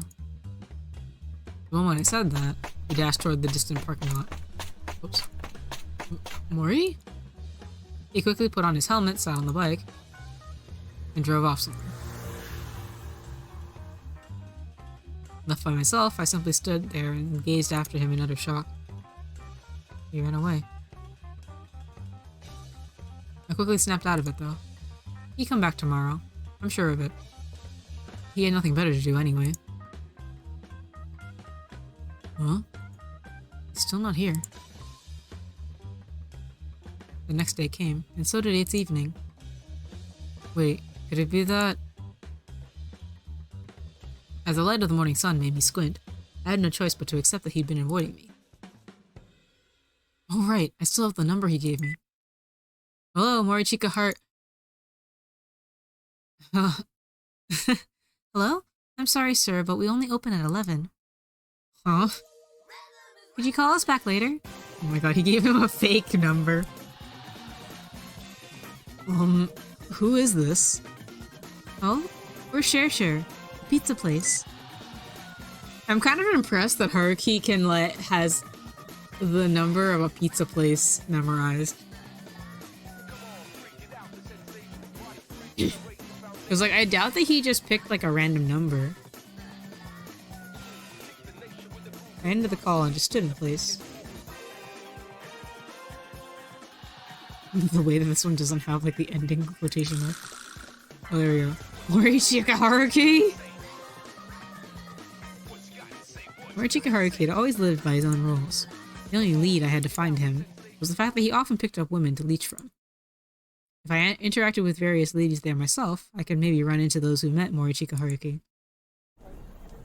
Shinjuku, the metropolis of Tokyo. I made myself comfortable and waited at a place near the border of the residential areas in the neon-covered city. Are you okay? There was one. Going by her voice, she was used to talking to people. She probably worked in customer service. I slowly raised my head and opened my eyes. Oh. Our eyes met. I'm sorry, I happened to fall asleep here. That's okay. Can you stand? Doesn't look like it. I'm feeling a bit weak. Could you lend me a hand? I held onto her hand and faked having trouble getting up. Thank you. There we go. Wanna come over to my place? I accepted her offer with a smile. Here, have some water. Thank you very much. I had a quick look around the place. It was a self-locking apartment with one room. All in all, fairly standard for a young lady living in the big city. There were tons of plush toys you probably want in a crane game. Now that I'm seeing you in good lighting, I'm glad you seem better than I thought. The woman, still holding a cigarette in one hand, made a smile that somehow put me at ease. I promptly explained the situation to her. Haruki? You know him? Bingo. The lady who picked me up, Ayaka, reacted so strongly that the ash fell off the tip of her cigarette. Then tell him I want my money back. I've already wasted enough time trying to constantly remind him. Do you have him in your contacts? Of course I do. He calls me at least once every month.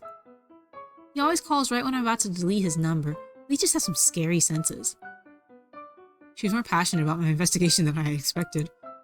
Her grudge against Haruki must have piled up into quite powerful force. Anyway, now I have his actual number, but... could you do me a favor?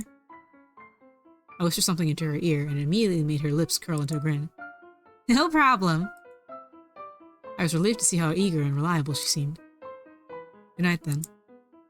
Huh? You're going to sleep? Yes. I see. Well, oh well. Good night. That night, I slept using my trench coat as a makeshift blanket. I know this isn't much, but next morning I reached in my wallet and took out a few bills as thanks. Huh? You really didn't have to. I actually thought you were broke, so I wasn't really expecting this. She kept on mumbling. I tilted my head in confusion and offered her the money again. Ayaka, I'm counting on you today. Sure. Leave it to me. I still can't believe Haruki actually knows someone sensible. Gotcha. Why are you here? Where's the chick I'm supposed to meet? Ayaka has a shift today. There was confusion in his face. He had no idea why I knew Ayaka's name. But then Morichika Haruki quickly put two and two together. You little... I responded with a smile. I had Ayaka call Morichika Haruki this noon. Yeah? Haruki! Ayaka, what's up? I wanted to hear your voice again. How are you? Get to the point. There's no fooling you, I see. Actually, I had a fight with my boyfriend the other day and we broke up, so... Say no more. You free tonight? And that's how it went. Hand on head, he sighed deeply. So where have you been these past few days? Nowhere. I was gonna go see Ayaka. You figured out the rest, he added. We then walked around the nighttime streets, barely exchanging any words. I was basically following after him as he tried to run away, though. The way he walked was rather strange.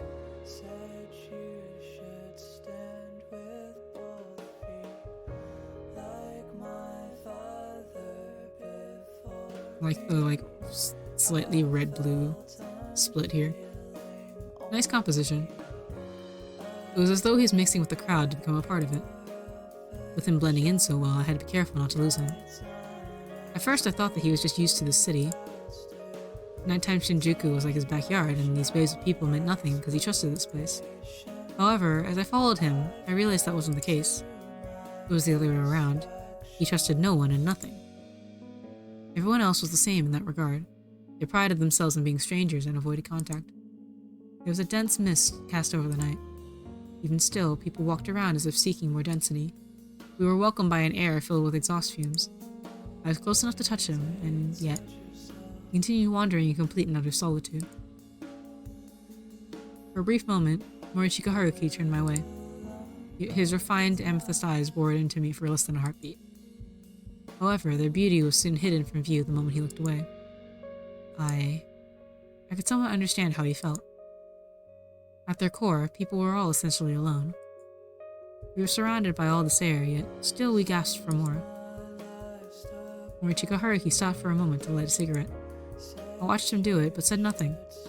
A trail of white smoke billowed up into the night sky, overlooking the tainted metropolis. In this town, the stars just didn't have the same shine they did elsewhere. Hey, what do you want to do to me? The smoke danced within the darkness. These words and the fire behind them made MAMIYA come to mind. I didn't want him to die. I wanted him to find happiness.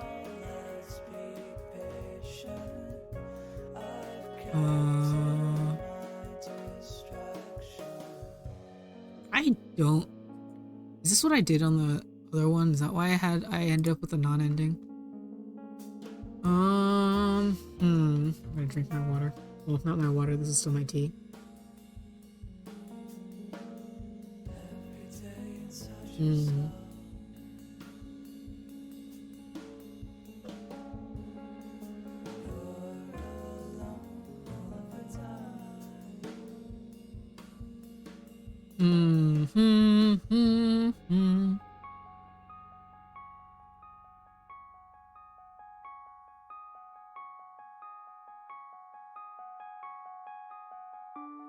Keito doesn't have any other endings, and neither do these, unless MAMIYA kidnaps them like he did that one time. What?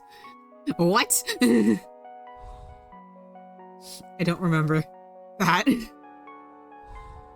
I'm just gonna repeat what he said. I want you to find happiness. Huh. That's a heavy expectation. I can't deny that. Sorry, but I don't do good with heavy stuff. Saying that, he prepared to wave me goodbye, but I spoke up before he could. Alright, let's drink. Huh? It's on me! Walking shoulder to shoulder, we stumbled into a local bar. Morichika Haruki made an annoyed scowl. You enter confrontation with MAMIYA, he just takes them sometimes. If the answer is wrong, Keito's route doesn't have one, but the others do. I don't remember if I had that in, like, any of them.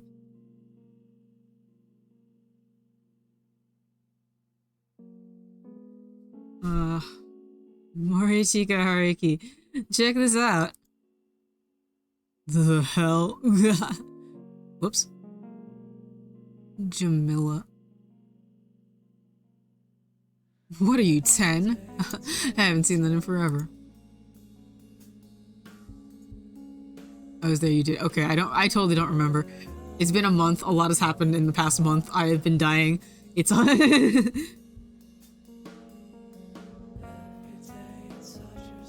I think he did that to Ryo, didn't he? Is that right? Did he do that to Ryo?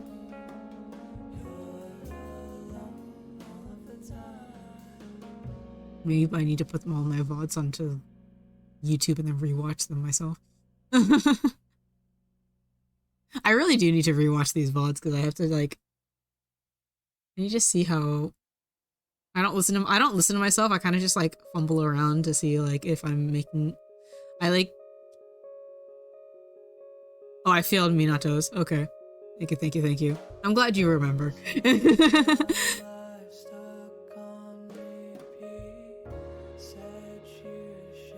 I'm glad I succeeded in Rose, at least. Ugh. What else? But yeah, I do need to rewatch these because I need to like hear how I sound because I never listen to myself. I just kind of like hope for the best based on how my voice feels.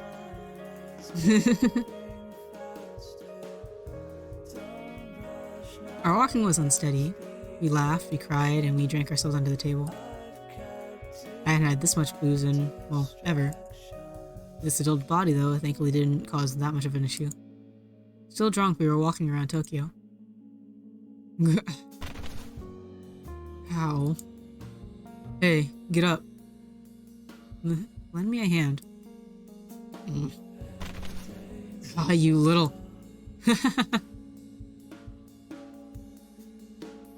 We pushed each other around and kept falling and getting bruised, but we laughed it off regardless. Ugh. Ow. I looked at my wrist, it was covered in bruises. Through the place where it was cut, I could see even deeper in. You wouldn't often get wounds like this as an adult. Every last piece of gravel stuck to the wound, was like a precious jewel in my eyes.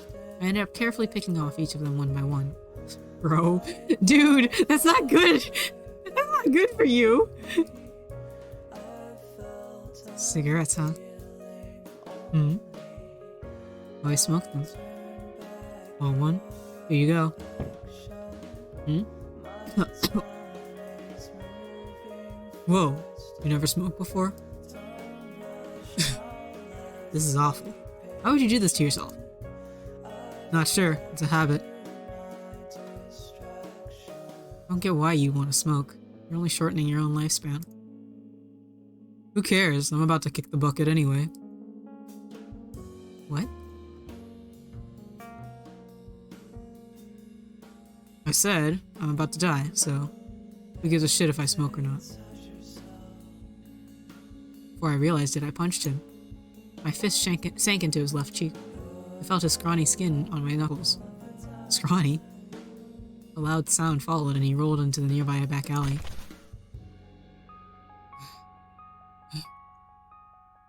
You piece of... Morichika Haruki got back to his feet and grabbed me by the collar. He then dragged me and punched me in the right cheek. His silver ring made a metallic sound. I felt the pain in my teeth. You little... There's a lot of, Natsume as a punching bag in... You think you're something just because we chilled, huh? I grabbed him and pushed him against the cold asphalt. We rolled around on the ground, trying to constantly gain the upper hand on each other. Shut up! You're the one who's wrong. Don't fucking order me around. I'm not gonna stop punching until you admit that you're wrong. Fine. Bring it on, asshole. Exactly how much time had passed since then?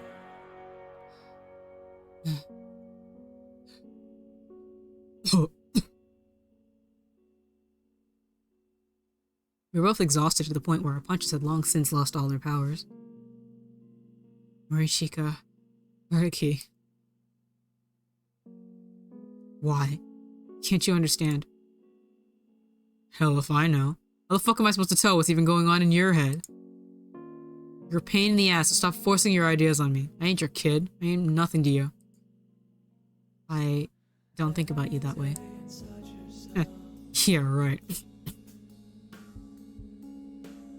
Lying on the ground, we looked up at the small patch of sky peeking out from between the buildings. The heavy, moist clouds seemed to almost be scolding us from above. It certainly made me feel a little apologetic. We had completely sobered up.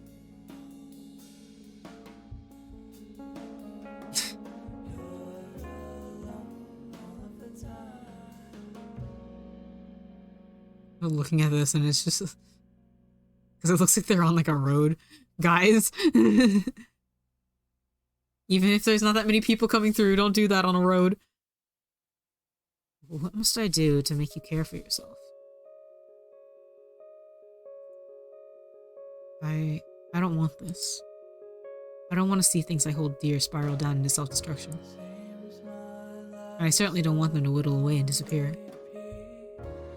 Aren't you being a little selfish there? It's my body, you know. Let me do what I want with it, will you? But you continue smoking even though you're sick. Do you really enjoy living with such negligence? Yeah, I do. Hell, I can no longer live any other way. I gave up on pressing him further. Many things here just didn't sit right with me. I nearly told him it wasn't too late, and that he could still turn his life around if he tried. However, part of me believed he was right. Others pushed their feelings and ideals onto him. He'd been doing his best to live up to their expectations, and that drained him. As a heavy silence descended upon us, every breath he took seemed to be implying exactly that.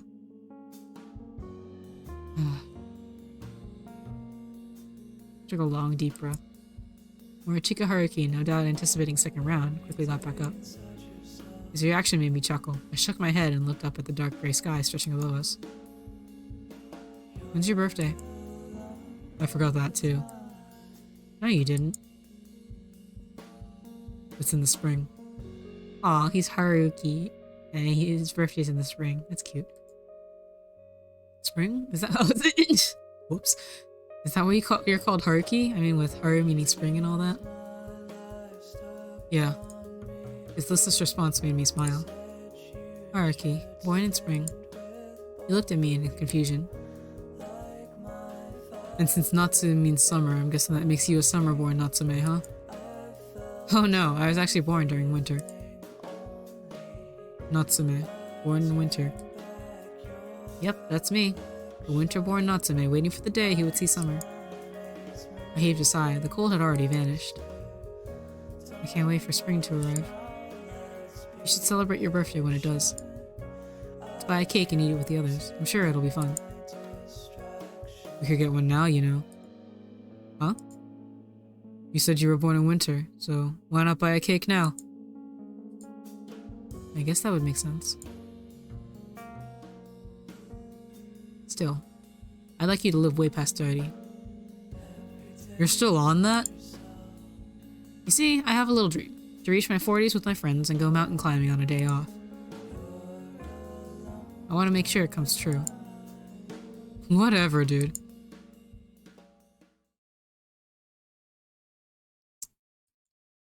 Cut the inside of my mouth. My birthday, huh?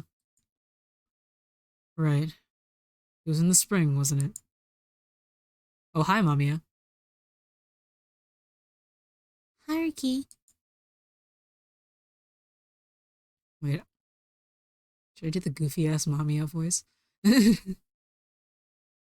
Well, it's a little different with this Mamiya. This Mamiya is just, like, notably, like, has a notably different aura from the others. What? Do you really think you have what it takes to understand others? Do you really believe you can escape your loneliness? Shut up. Don't get your hopes up. I think that was like, how was I doing the other one? It was like this. I was like, I think I was voicing Mommy like this. But it doesn't fit her at all. Or them. This like form. When you open your heart, your deepest, most vulnerable part will quickly be betrayed. Just shut the hell up already. I'm sick of listening to you. Morishika Haruki seemed to have given up on me after the day we fought. I'd given up on him, too. The distance between us was neither great nor short. It seemed to suit us well. I get the feeling that I failed this one. He was still smoking his cigarettes while I was still following him around. That was all there was to it. I looked at his fingers holding the cigarette, occasionally tapping off the ash. They were white and bony.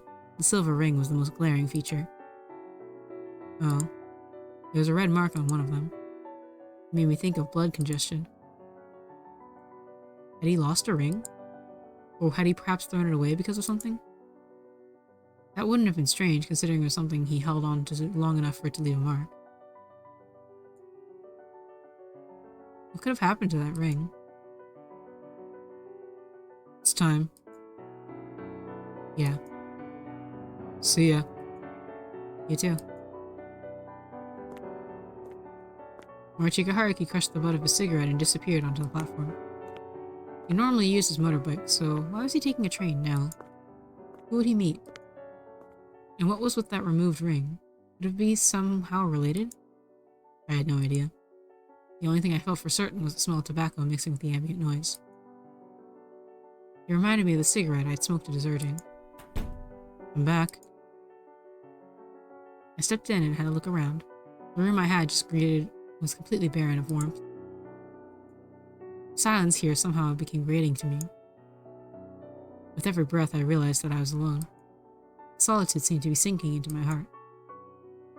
Morichika Haruki. I didn't want to give up on you. I wanted us to become good friends who could understand one another. But then I went and agreed with what you'd said. People could never truly relate to one another. We were all strangers carrying our own brand of loneliness. I never felt this lonely back when I was still alive. I had my family back home, and though I didn't talk much in school, I'd accepted it as the place where I belonged. But how was it now? I'm like a complete outsider. My voice bounced off the walls and almost made me want to cry. I was no longer a part of this world. I was a spectator whose very existence was forbidden. I didn't belong here. You call yourself lonely? Then what was I? Where did I belong? Where did I return to? Who were my friends? Where was the warmth? Where had I placed it all? It's all your fault. I couldn't stop thinking about the mark left by that ring. Even so, I'm doing my best to save him.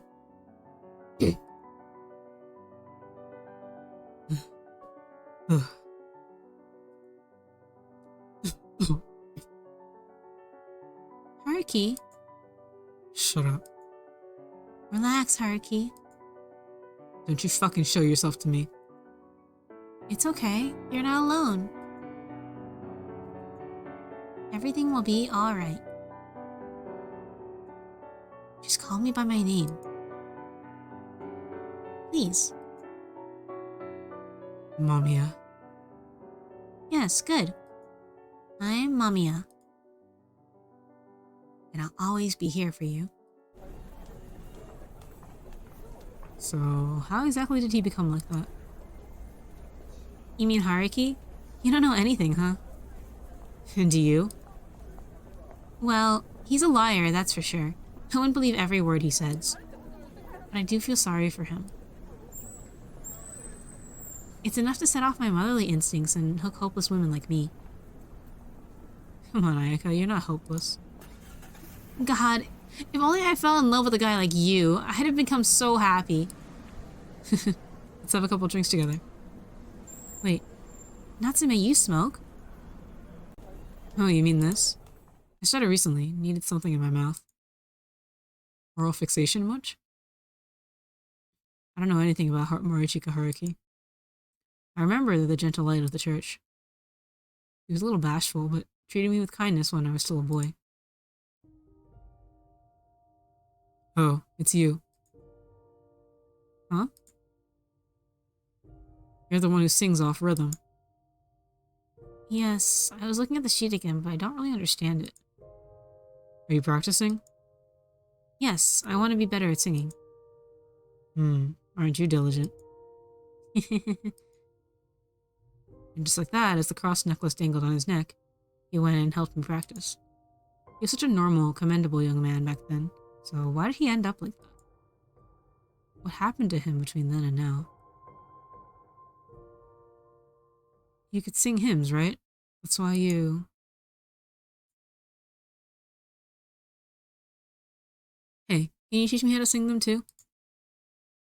I don't remember any.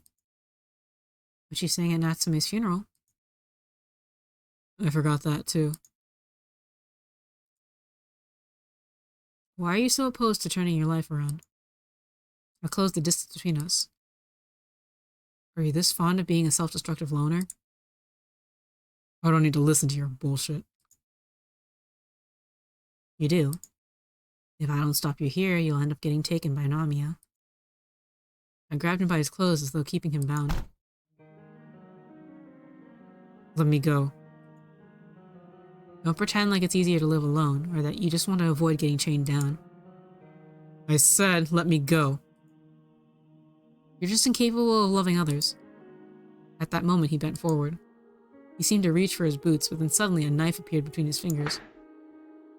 How long had it been there? The blade shone like a midwinter moon. Its faint glimmer made me gasp. I'll kill you. I know you can't do that. Just leave me the hell alone. He charged at me, but was so full of openings I could make him drop the knife by simply landing a chop on his wrist. Before we could pick the knife back up, I kicked it aside. It slid far away with a metallic hiss. Whoops. I keep on accidentally scrolling.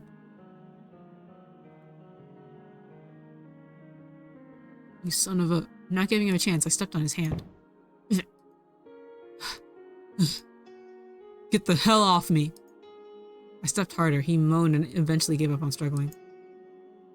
Yeah. You're just running away. From me, from others, even from yourself. And you're only doing it because you're scared of being hurt. I wanted to understand you, and I tried to think the way you do. But I felt like I was about to be consumed by your loneliness. I nearly vomited from the welling anxiety within me. Why would you choose to be in such a dark place? Get your foot off me. Why aren't you seeking warmth? Get it off. What happened in your past to make you like this? The thin layer of snow was melting. The crescent knife on the open asphalt was losing its glimmer. Even so, I believe in you. Huh. I'm serious. I took my foot off his hand and picked up the knife. Morichika Haruki. I believe you can love me. What a line! The, like, sheer, like, balls on that sort of line. Like, what kind of confidence do you have to say that to somebody? It doesn't matter what situation you're in. Natsume, you are the most ridiculous protagonist, actually. I held the knife in reverse. I believe it with all my heart, and forced it into my own abdomen. What the hell, man? I love MAMIYA, yeah. A beautiful light was leaking in through a foggy window. Morichika Haruki squinted as the light fell upon him. His side profile carried a certain sinfulness, like kissing thorns under a divine light. My groan made Morichika Haruki stop reading. What is this place? An abandoned building. No one's using it, so it's where I spend some of my nights. I see. For a second, I thought I was in heaven. Don't be ridiculous. It was indeed an abandoned building. It looked like it could collapse at any moment, which I admittedly found a little scary. However, that very unpredictability felt like a representation of Morichika Haruki himself. Thanks. Huh? He fixed up my stomach. Yeah. Did you think I would die? Stop talking, damn it. I should just left you there. I'm glad you didn't. Hold on, I want to listen to the track a little bit.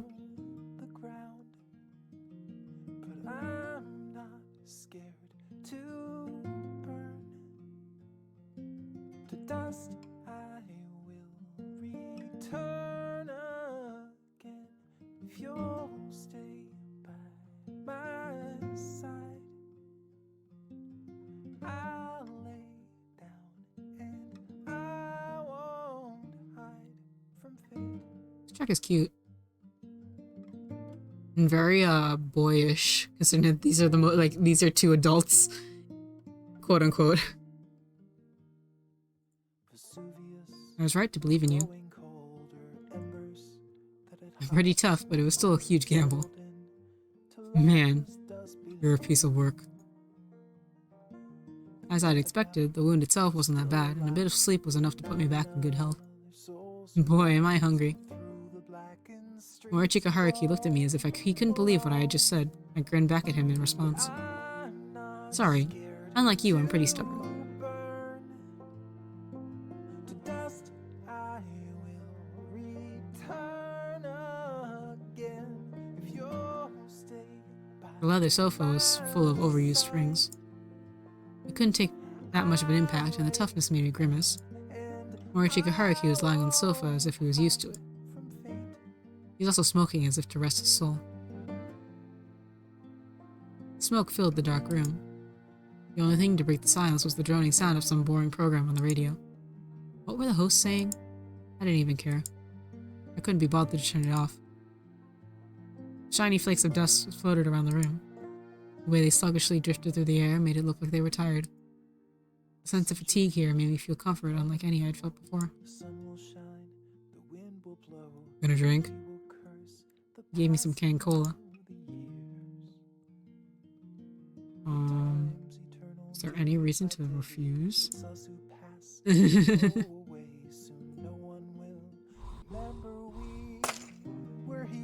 Took it and promptly cracked it open. The can made a pleasant sounding pop before releasing the carbonated drink.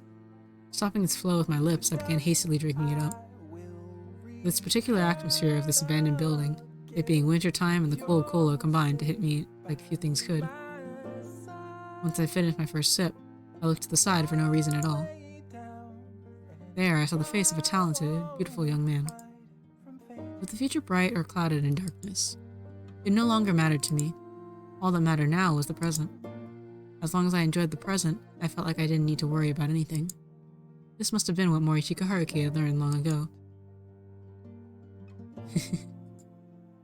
Hey, stop that. He played around, drank some cola, and collapsed on the tough, plain sofa. There was no need for words. I brought my face close and smiled. Only we could hear each other's laughter.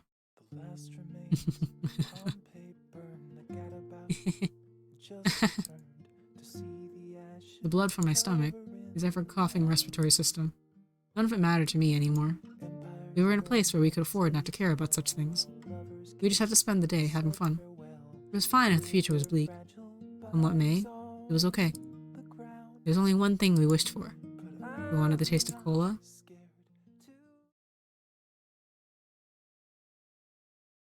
We wanted the taste of cola. Period. I woke up shivering in the cold. I checked the time to see it was 6 in the morning, the coldest time of the day.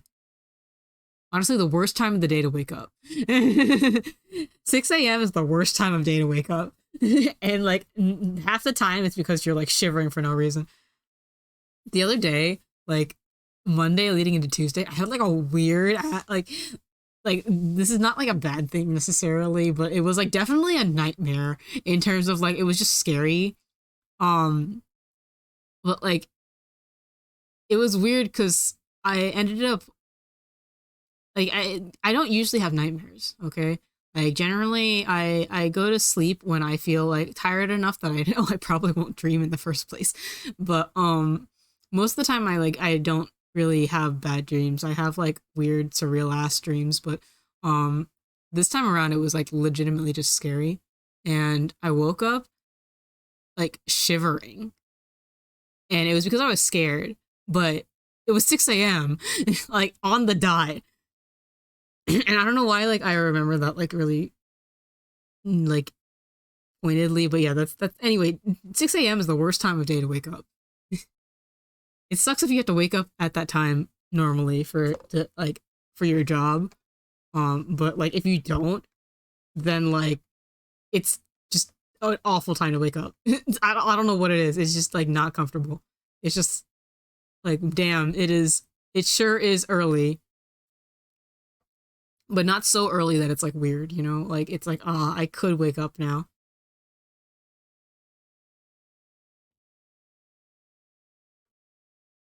All right.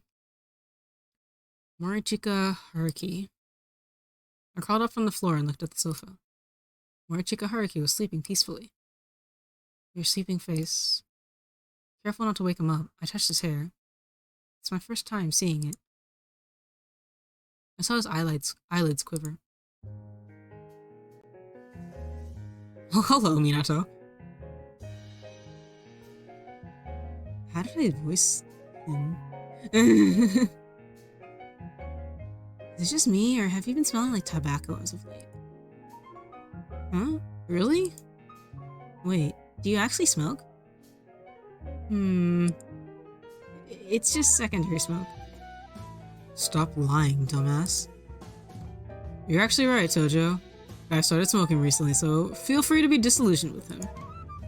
Hey, don't say that. Huh? Besides, I'm not an addict or anything. I only smoke every now and then, not all the time. Oh, you're enjoying it in moderation. That's so mature. Whoa, hold up a second. That's not how you reacted to my smoking.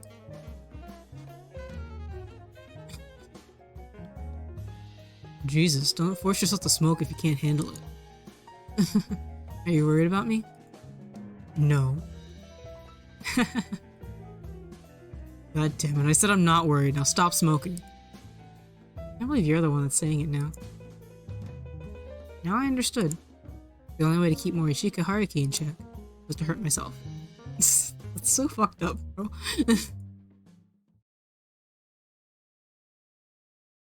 We were in church. It was a place he hadn't visited no matter how many times we met up. His expression, combined with the way he was sitting and the position of his hands, made it seem like he was praying. You can't smoke here. What, are you a priest? Well, I guess you're much like one. The warm evening fell over the church. The divinity of its glow made me feel as though this place was closer to heaven than any other. Morishika Haruki looked at me like I was dazzling. The faint hint of sorrow in his eyes nearly made me gasp. He always used to sit over there. I remember thinking that there was a certain desperation in the way you prayed. What are you talking about? Nothing. Forget I said anything. Morishika Haruki? Let me grant you a miracle. To me? Who else? You're no god. It's true, I'm no god. But I can at least pray for your good fortune. And that's supposed to be a miracle? Well, I'm pretty lucky if I do say so myself. Seriously? You gotta be kidding me. It's so not the impression I'm getting from you. But I did meet you. And what's that if not a miracle? You're so embarrassing. Haha, I guess I am. Sorry. Pouting his lips, Morishika Haruki fell silent. You probably won't find it easy to believe in miracles. But if you take a slightly better look, and find it in yourself to believe that you can cause miracles, I'll give you my protection. If I can believe in myself? Morishika reached into his coat pocket and took out a silver cross necklace. He brought it to his lips and took a deep breath. At times, his closed eyes occasionally opened. At others, he closed them so tight it seemed almost like he was grimacing. Some time passed, and when he finally opened his eyes, they looked right at me. I'm ready to believe. I'll believe in this shitty world and whatever god there is. I'll believe in the miracles I missed out on, in you, and myself. So please, grant me a miracle. Thanks. Thank you, Morishika Haruki. Don't worry. It'll be okay. I'll lead you to happiness no matter what.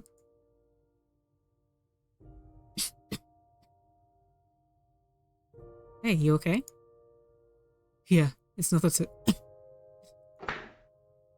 Morishika Haruki! I started rubbing his back as he crouched down. We need to find you a doctor. Pipe down. This ain't no big... Shut up. Grab my shoulder. Come on, cheer up already. No one asked you to take me here. Good thing the zoo had a medical office, huh? Don't make a big deal out of it. See what I mean? They let you use this place, so get some rest before leaving, okay?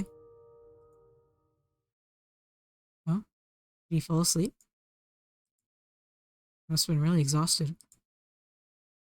Suddenly, a gust of wind blew through the slightly open window. As the thin curtains danced in the air.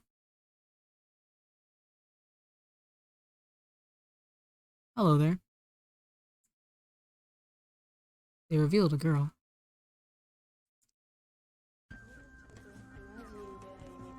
Hello.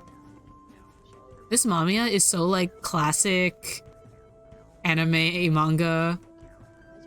Oh, thank you for remembering. I will save. More water time.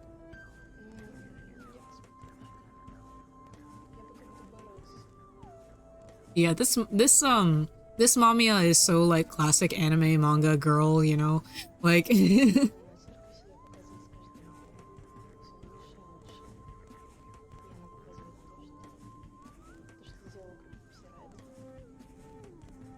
Ow. I have like this thing at the back of my like right in the area that leads into my throat. It feels like a little cut. I think it's like a mouth. It's kind of like a mouth sore, I think, but it's like not so intrusive that it's a problem, but it is noticeable when I like swallow.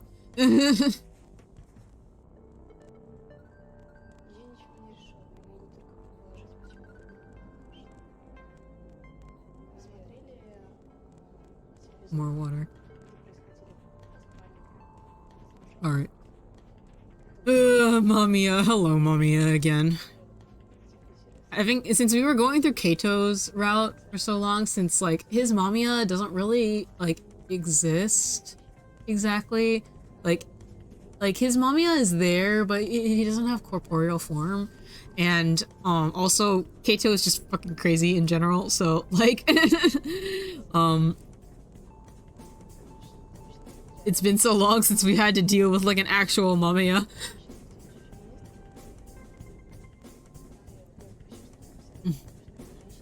You, mommy. Shh. She put a finger over my lips, forcing me into silence. Don't make a noise. You wouldn't want to wake him. Why did you show yourself to me? Well, I wanted to see what kind of person you were.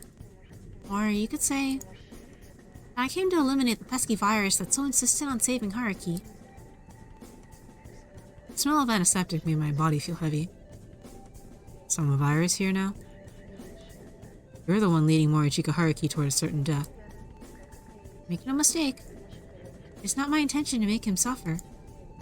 If anything, you're the one forcing him to live when he himself has given up. You're forcefully extending his life. Do you think he wants a life of being hooked with tubes? Do you think this world is superior to the Trichiliocosm? You don't even know his pain.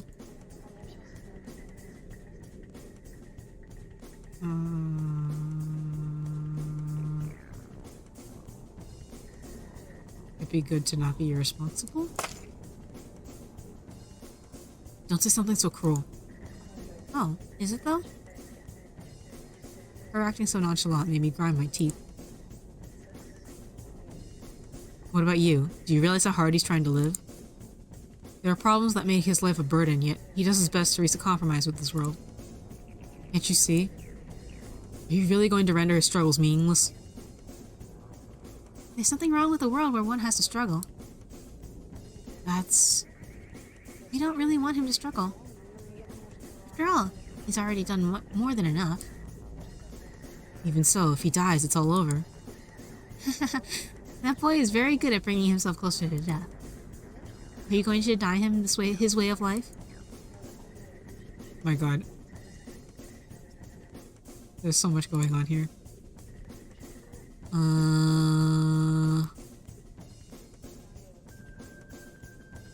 I think the way we've been going, it's I'll live the way he does.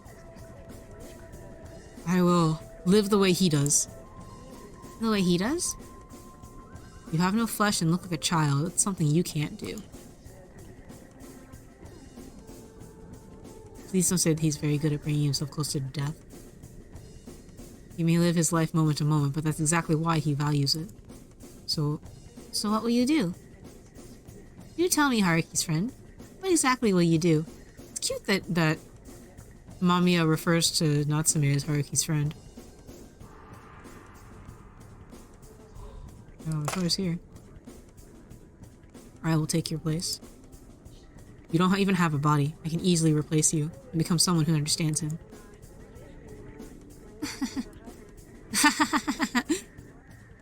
She sounded a high-pitched laugh. I felt like I was listening to a broken toy. You're welcome to try.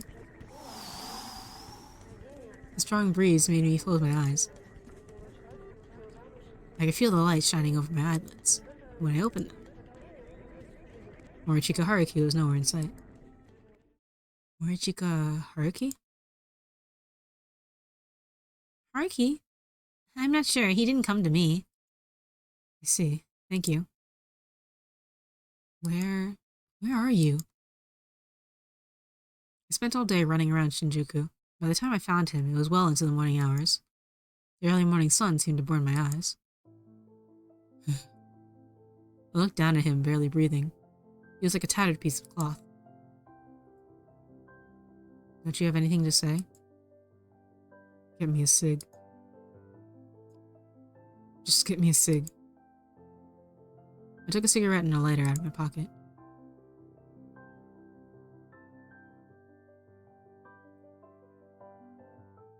This is pretty. I smoked it myself. Hey. It had begun to snow. The first light of morning illuminated us both. The snowflakes danced in the wind, taking the scent of tobacco with them. Hey. Stop fucking smoking. It doesn't suit you, damn it. Whose fault do you think that is? Huh? You. You're the one who got me into it. The smoke stung my eyes. The morning lights shone cruelly over Morichika Haruki's emotionless face. It's all your fault. Are you an idiot? I already know what goes on in your head. Don't try to disappear just to avoid feeling loss. You know how painful it is. So why do you force it onto others? I mean, There's a plastic bag next to him. That was odd. He rarely had things with him. Had he actually bought something? What's this? Open it. I opened the plastic box in the bag. There's a messy mix of fresh cream and something sponge-like inside. Oh, it's a cake. What's this? A cake. I was puzzled. This was so unlike him. Are you trying to quit smoking by switching over to sweets? It's for your birthday, dumbass. His words shocked me like nothing else. You remembered it? You should look after yourself, too. I was at a loss for words. Before I knew it, it had become dark, and enough snow had fallen for Tokyo to be blanketed in white. We lied on the first snow. The two of us were parallel with the silent road. We could see the moon and skies above. We had no idea when a car would come, but we just lied and silently breathed. By doing so, we felt like we became one with the air, and our worries were dispersed. Sing something for me. Huh? You know, like a birthday song. Screw you. Oh, okay then. I began singing it to myself. Happy birthday to you. Happy birthday, dear me. How about you sing instead of laughing? No. The snow fell on our faces.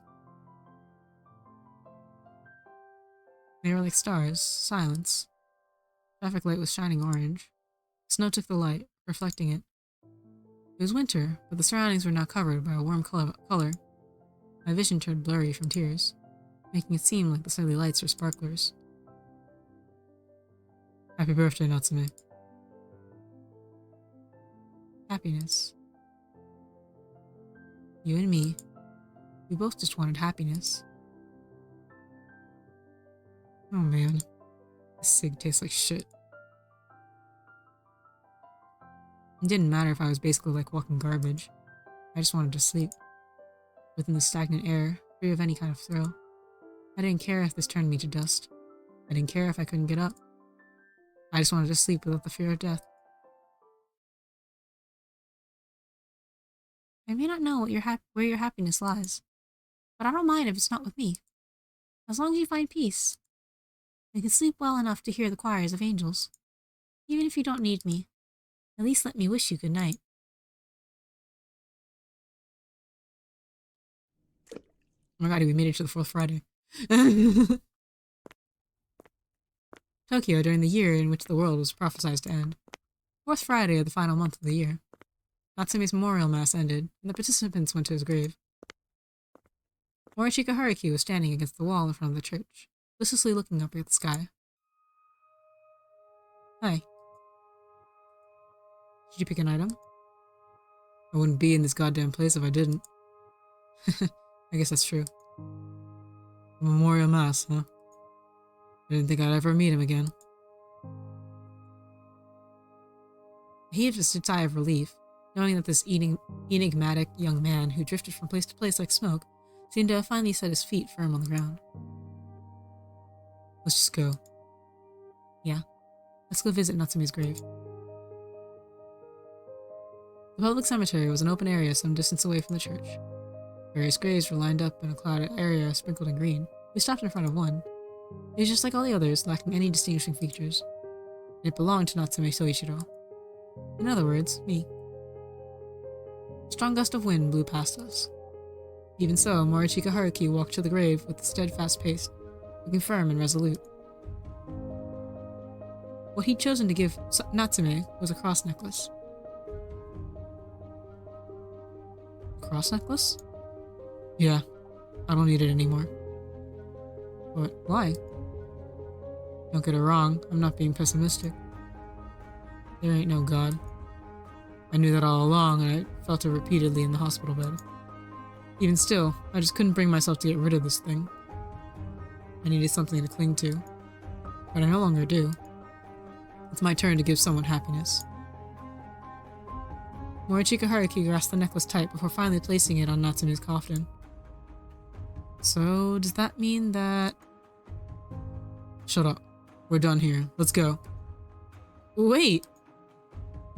Seemingly embarrassed, Morichika Haruki quickly walked away. But his positive thoughts made me so happy, it almost hurt. Yeah. From now on, you'll live the rest of your life making plenty of other people happy. I'm sure he'll be glad. We looked back at Natsume's coffin one last time before raising our faces and walking away. Let's go, Morichika Haruki. I could tell you not to follow me around, but you'll come along anyway, won't you? You know me too well. Wanna go grab a drink? As long as you pay for it. Sure, but only if you beat me at billiards. Heh, bring it on. I had no idea what awaited us beyond the hill, beyond the end of the story. However, don't worry. I'm sure you'll draw up a wonderful world. I believe in you. Come on, hurry up. We won't have time to practice. You didn't let me practice at all when we played darts. Shut up. Let's just go. Good grief. Let's go then, and find out what awaits us beyond that light.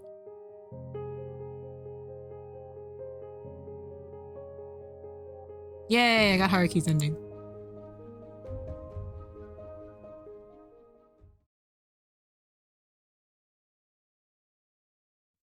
Are you sure?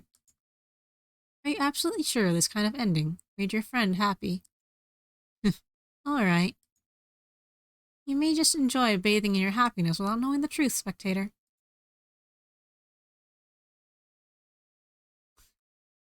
Alright then. Let me see what happens if I do these other ones. I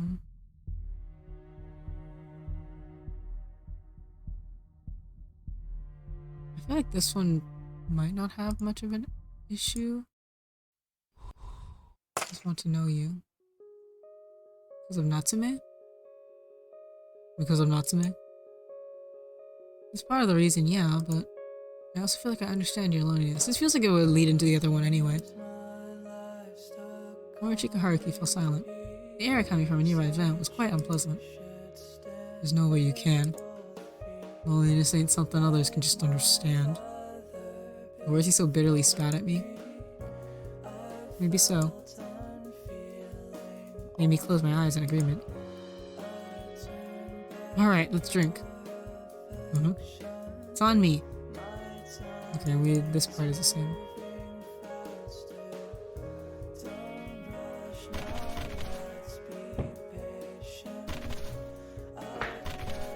Yeah, this stuff is all the same. Whee!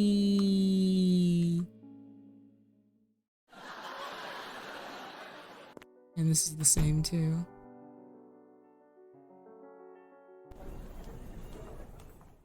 And Ayaka. Oh. This is the thing with a knife. Whee! I don't think this has anything to do with it.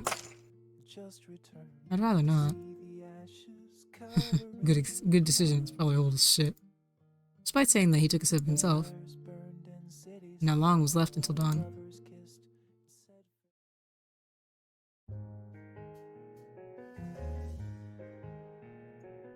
Oh yeah, and this is all the same.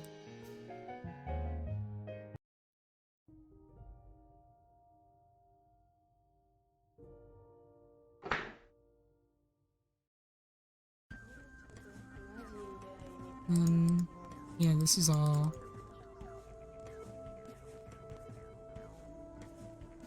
Okay, and then I do. Oh, but I do. But your relationship with him is so insignificant. I'm a spectator. I know him better than an illusion like you. My, how insolent. I won't abandon him. I'll save him and make sure that a being like you has no chance to worm themselves into his life.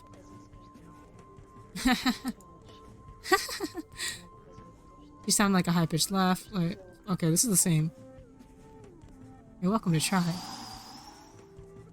The strong breeze made me close my eyes. Okay. Oh, here we go. Okay, this is different. What's up? Huh? It was just, are you sleeping or something? Come on, I'm feeling fine now. Let's go. Ah, okay. I left the empty medical office without even turning back. I may not know where your happiness lies, but I don't mind if it's not with me. Oh, this is the same.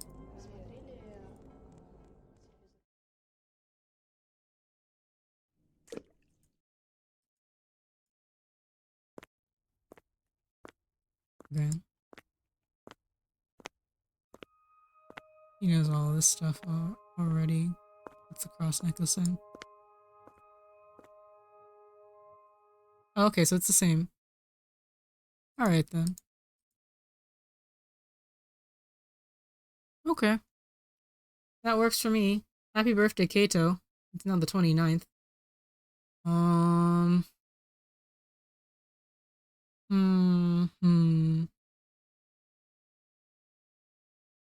Think.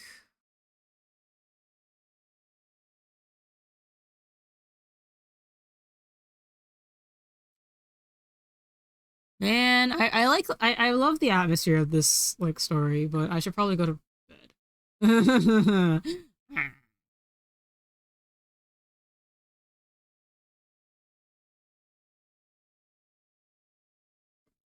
I think next time then we'll start on um the four that I don't know very much about.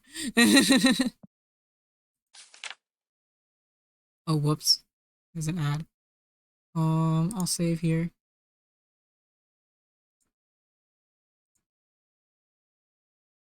Tips 1. Neighbors of the Pink House.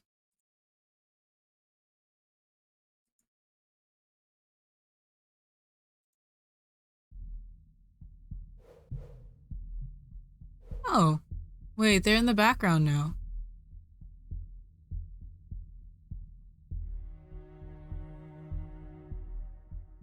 I didn't notice that they like they added the images of all the kids right now in here.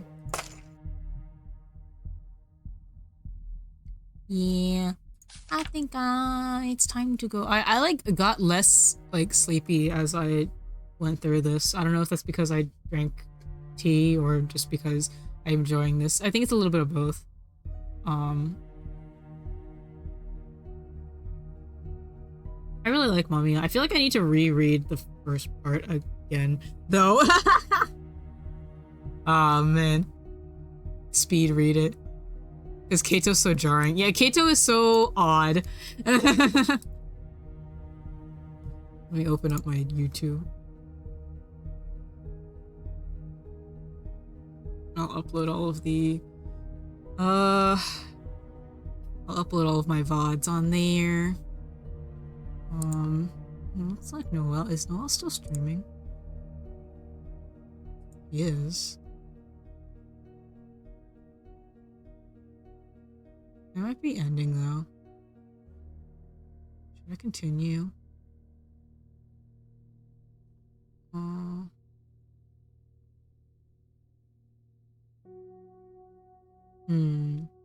Actually, you know what? We'll go bother Kaji.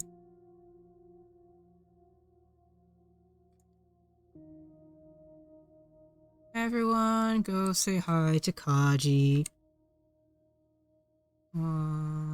If I can get the thing to work properly. Captain Kaji. He's playing Lies of P.